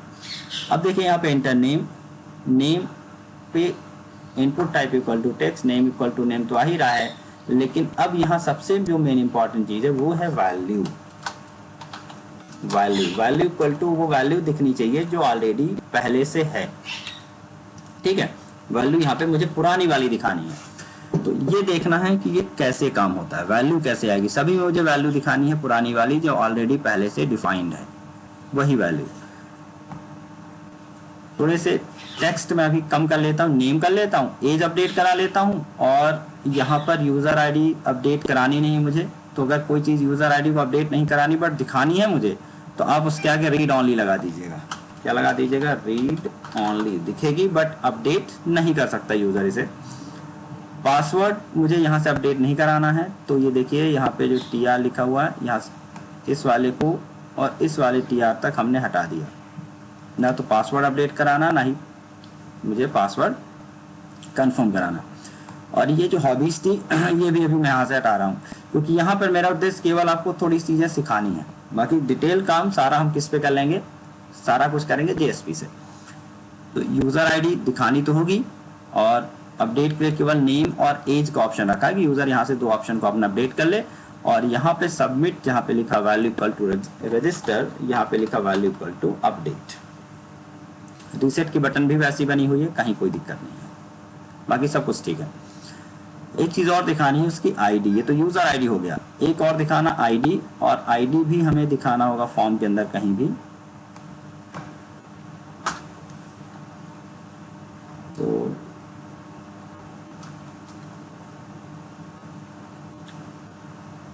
एक TR हमने यहाँ बना लिया,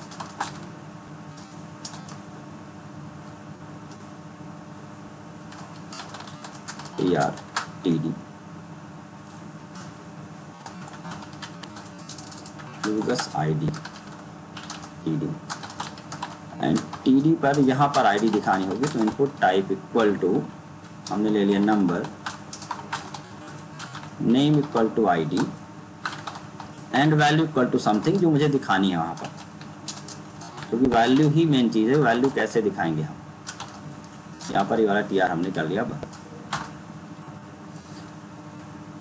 ठीक है। फॉर्म तो बन गया हमारे पास। देखिए अगर मैं इसको रन करूं डायरेक्टली यहाँ से, तो फॉर्म दिखने लगेगा, कुछ फॉर्म जैसा ही दिखेगा। इसको डायरेक्टली मैं यहाँ से रन कर सकता हूँ अपडेट फॉर्म को, क्योंकि डू गेट मेथड है, यहाँ से रन करेंगे तो चल जाएगी। देखिए कहीं कुछ एक्सेप्शन दिखा रहा अभी, और एक्सेप्शन जब तक है तब तक हमारा प्रोग्राम रन नहीं होगा। एक्सेप्शन देख लेते कहाँ पर है, यहाँ पर एक्सेप्शन आया हुआ है।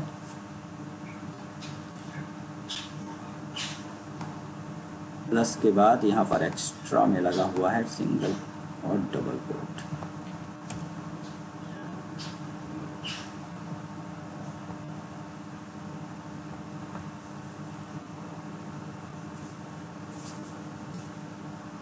देखिए यूजर अपडेट फॉर्म दिख रहा है, और इस यूजर अपडेट फॉर्म में डेटा मुझे पहले से चाहिए भरा हुआ। कहाँ से आना इस पे, जैसे मैं इस एडिट पे क्लिक करूँ, एडिट पे क्लिक करने के साथ ही ये वाला फॉर्म ओपन हो जाना चाहिए।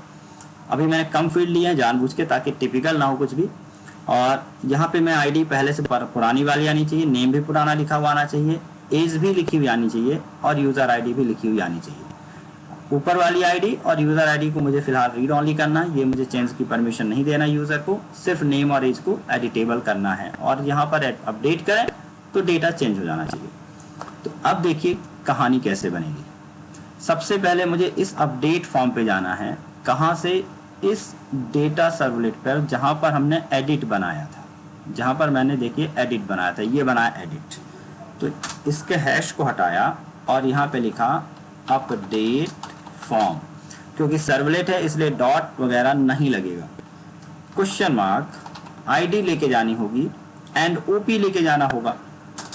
तो मैंने लिखा ओपी इक्वल टू अपडेट, या ओपी इक्वल टू लेके नहीं जाना है क्योंकि वो तो ऑलरेडी फॉर्म अपडेट के लिए बना ही हुआ है और कोई दूसरा ऑपरेशन उसमें परफॉर्म नहीं होना। जब एक ही ऑपरेशन परफॉर्म होना, सिर्फ आईडी लेके गए। आईडी इक्वल टू क्या लेके जाना, ये देखिए, तो plus rs dot get integer ID, क्योंकि लूप तो चल ही रहा था हमारे पास, लूप वही चल रहा था जैसे हमने किस पे किया था, डिलीट पर। तो डिलीट पे मैं दो ऑप्शन लेके गया था, एक ओपी और एक आईडी, क्योंकि कंट्रोलर के पास गया था। कंट्रोलर को पता होना चाहिए कि क्या करना है, लेकिन अभी ये कंट्रोलर के पास नहीं जा रहा। देखिए अपडेट सीधे सीधे कंट्रोलर के पास नहीं जाएगा। अपडेट कैसे चलेगा कि अगर मैं अपडेट पे क्लिक कर रहा हूँ, अपडेट पे, तो पहले जाएगा ये किसी फॉर्म पर, पहले क्या जाए किसी फॉर्म पे, और फॉर्म जब सबमिट करेंगे तब ये जाएगा कंट्रोलर पर। ठीक है, पहले तो डेटा यहाँ सिर्फ आईडी लेके आएगा, इस आईडी से डेटा में डेटाबेस से फेच करूंगा और यहाँ पे शो कर दूंगा, और जब यहाँ सबमिट करूंगा तब ये जाएगा कंट्रोलर पर, और तब हमें जरूरत पड़ेगी एडिशनल आर्गुमेंट की ओपी इक्वल टू अपडेट की, क्योंकि कंट्रोलर को पता होना चाहिए कि मुझे क्या करना है। यहाँ तो इसको केवल शो करना है। तो देखिए हम यहाँ पर लेके गए अपडेट फॉर्म पे ID equal to something something, कुछ भी आईडी लेके चले गए जो भी उस रिकॉर्ड की आईडी थी। अपडेट फॉर्म पे, और अपडेट फॉर्म पे सबसे ऊपर ही आप JDBC का कोड लिखने वाले हैं। तो first of all integer ID equal to integer dot parse int request dot get parameter, और देखिए आईडी जो भी मैं वहां से भेज रहा हूँ, आईडी भेजूंगा तो आईडी यहाँ पे निकालनी है। ये आईडी आ गई, और इस आईडी का रिकॉर्ड डेटाबेस से निकाल लेना है। Select all from user where ID equal to something something. तो क्योंकि डेटाबेस से रिकॉर्ड निकालना आईडी का यूज करके, तो ये वाली कहानी तो पूरी यहाँ लिखी हुई है ऑलरेडी मेरे पास। ये देखिए ट्राई कैच लिखा हुआ है, इसी ट्राई कैच को कर लेता हूँ कॉपी। सेलेक्ट ऑल की जगह पर केवल सेलेक्ट आईडी लिख देना मुझे। ट्राई कैच यहाँ से उठाया, यहाँ पर हमने ओके किया, पेस्ट किया, क्लास डॉट फॉन्ट नेम, यहाँ पे ट्राई और कैच को बंद कर लेते हैं। अनरिपोर्टेड एक्सेप्शन है, ठीक है।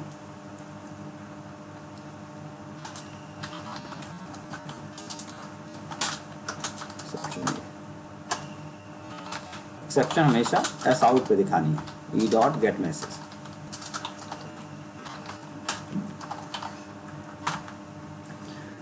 देखिए हमने लिखा select all from users where ID equal to question mark, और ये क्वेश्चन मार्क में कौन सी आईडी आएगी जो अभी हमने रिट्रीव की है। तो पैरामीटराइज क्वेरी बनाई हमने, और then SNT dot set int 1 पर आईडी सेट करी, क्योंकि सेलेक्ट की क्वेरी है इसलिए रिजल्ट सेट चला है, RS equal to execute query. अब लेकिन यहाँ ध्यान रखिएगा एक ही रिकॉर्ड आएगा, यहाँ पे वाइल नहीं लगेगा, क्योंकि अब मुझे सारे रिकॉर्ड थोड़ी नहीं चाहिए, केवल आईडी दिखी है। तो जब भी कोई सिंगल रिकॉर्ड की बात आएगी, सिंगल रिकॉर्ड की, तो वहां पर आप वाइल की बजाय सिर्फ इफ लिखेंगे, if RS dot next, single record को पढ़ने के लिए। अगर आईडी आ गई हमारे पास, रिजल्ट आ गया मेरे पास, तो जो भी सिंगल रिकॉर्ड है वो यहाँ पर RS पे आ गया। अब इस RS में जो रिकॉर्ड आया है मुझे वो दिखाने हैं इन टेक्स्ट फील्ड पर, ये जो टेक्स्ट फील्ड बने हुए हैं, ठीक है। तो फॉर्म के अंदर दिखाना है। तो ये जो फॉर्म वाला सेक्शन है, ये जो फॉर्म वाला सेक्शन पूरा का पूरा ये आएगा किसके अंदर, इस RS डॉट इफ वाले के अंदर, नेक्स्ट वाले के अंदर। ये मैंने कट किया और ये मैंने पूरा का पूरा यहाँ लिख दिया कि अगर रिकॉर्ड मिला है तो उसे कहाँ दिखा दो, इस पूरे फॉर्म पर दिखा दो।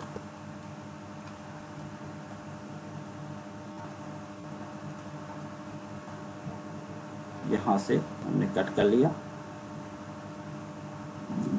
ये पूरा फॉर्म का जो डिजाइन है ना वो यहाँ पर आ जाएगा। Form action equal to control X किया और यहाँ पर मैंने इसे दिखा दिया। पूरा का पूरा फॉर्म बन गया। क्योंकि यहाँ फॉर्म बन रहा है तो फर्स्ट टाइम जब फॉर्म शुरू करेंगे तो इसके थ्रू लिखेंगे हम आउट डॉट प्रिंटलन। ये पूरा फॉर्म हमने उठा के रख दिया यहाँ पर। अब देखिए फॉर्म तो बन गया, अब यहाँ वैल्यू दिखानी, तो जहाँ जहाँ वैल्यू दिखानी, ये देखिए यहाँ पे हमने लिखा ID वैल्यू इक्वल टू, तो वैल्यू इक्वल टू वही कॉन्सेप्ट जो बताया था, plus RS dot get int ID। यहाँ पर ID दिखा दी, इस वाले पर नेम दिखाना है, तो डबल कोट के बाद हमने शुरू किया RS डॉट गेट स्ट्रिंग, क्या दिखा दिया, नेम, प्लस कोटेशन शुरू कर लिया। एज दिखानी है तो एज में भी मैंने लिख दिया वैल्यू इक्वल टू, देखिए वैल्यू यहाँ सिंगल कोट में लिखेंगे, बट सिंगल कोट के बाद यहाँ प्लस लगा के लिखेंगे, दैट मीन्स कहलाएगा तो सिंगल कोट के अंदर ही, बट यहाँ पे जावा कोड आ जाएगा। RS dot get integer as,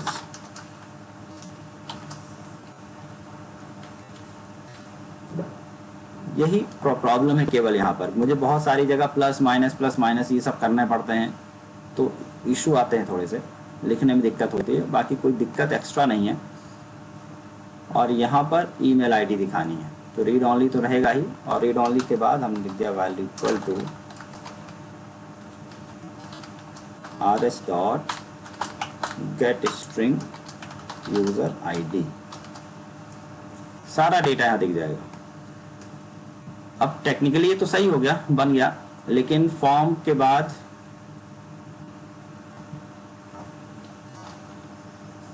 ये जो सेक्शन था HTML ये रहेगा सबसे ऊपर फॉर्म से पहले, तो बॉडी वाला जो सेक्शन था ये पूरा ऊपर चला जाएगा। यहाँ से कंट्रोल X करके इसको मैं ऊपर ले जाता हूँ और लास्ट में बॉडी हो जाएगी बंद। तो इसके बाद हम लिखा आउट डॉट प्रिंटलन,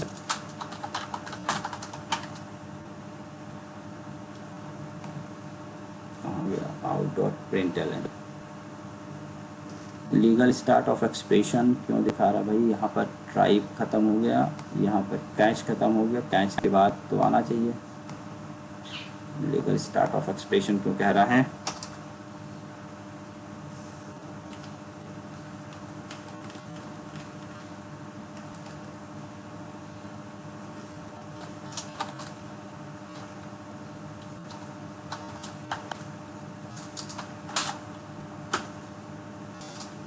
प्रिंटलन।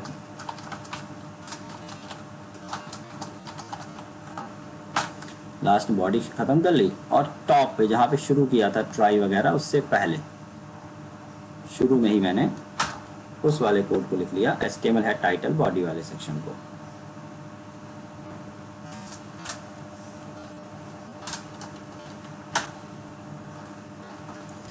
अब लेकिन इस पेज को डायरेक्टली नहीं चला सकते, क्योंकि अगर अब आपने इसको डायरेक्टली चलाया तो ID नहीं मिलेगी, क्योंकि मैंने क्या लिखा कि ID निकालो, और ID नहीं मिलेगी तो ये देखिए क्या कहेगा, नंबर फॉर्मेट एक्सेप्शन। तो ID कहाँ से मिलेगी मुझे, ID मिलेगी जब हम एडिट वाले इस पेज को दिखाएंगे यहाँ से।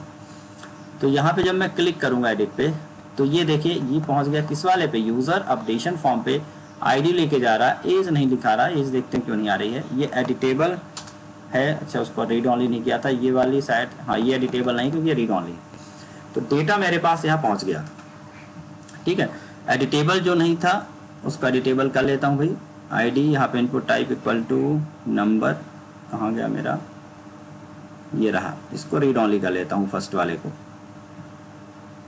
Read only.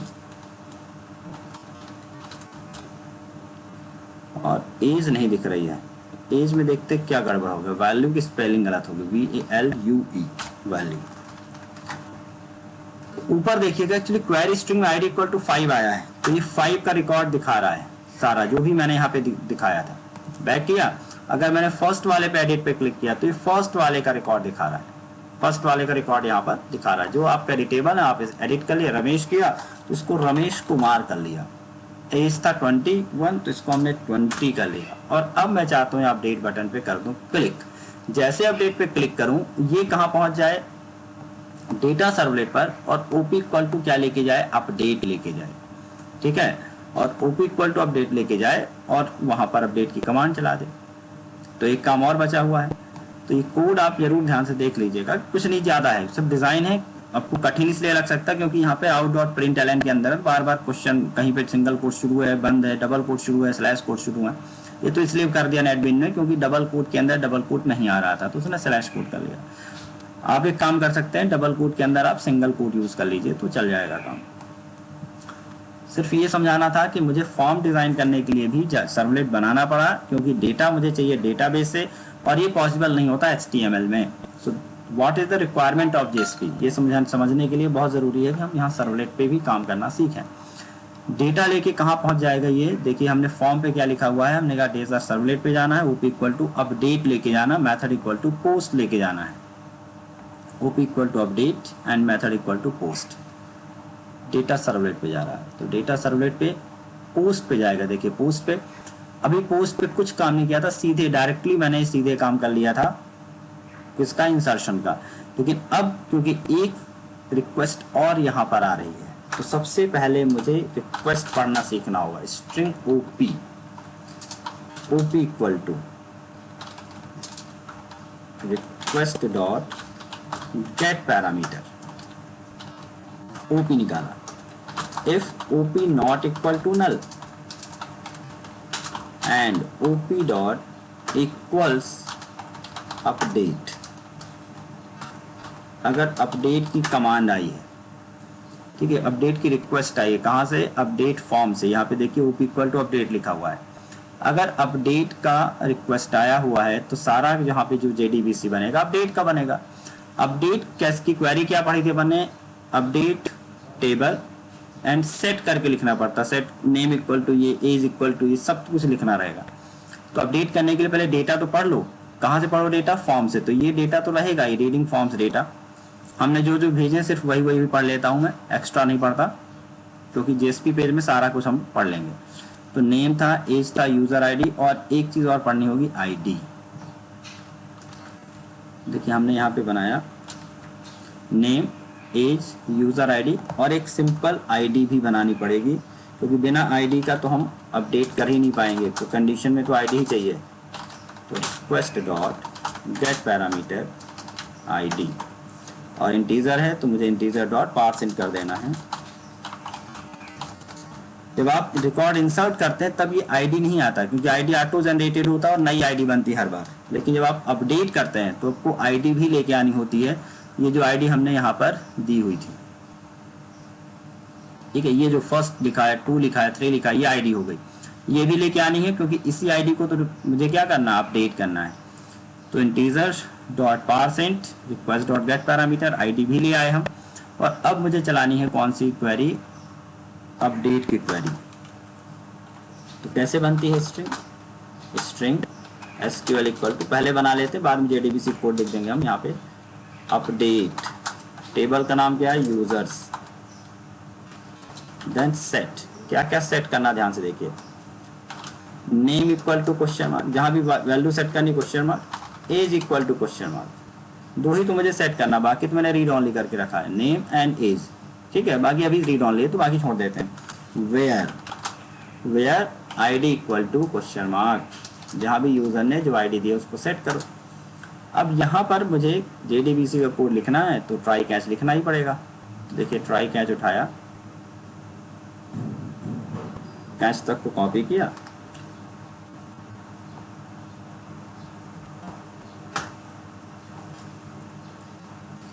अब यहाँ देखिए स्ट्रिंग हम बना चुके हैं, इस स्ट्रिंग की जरूरत नहीं है मेरे पास।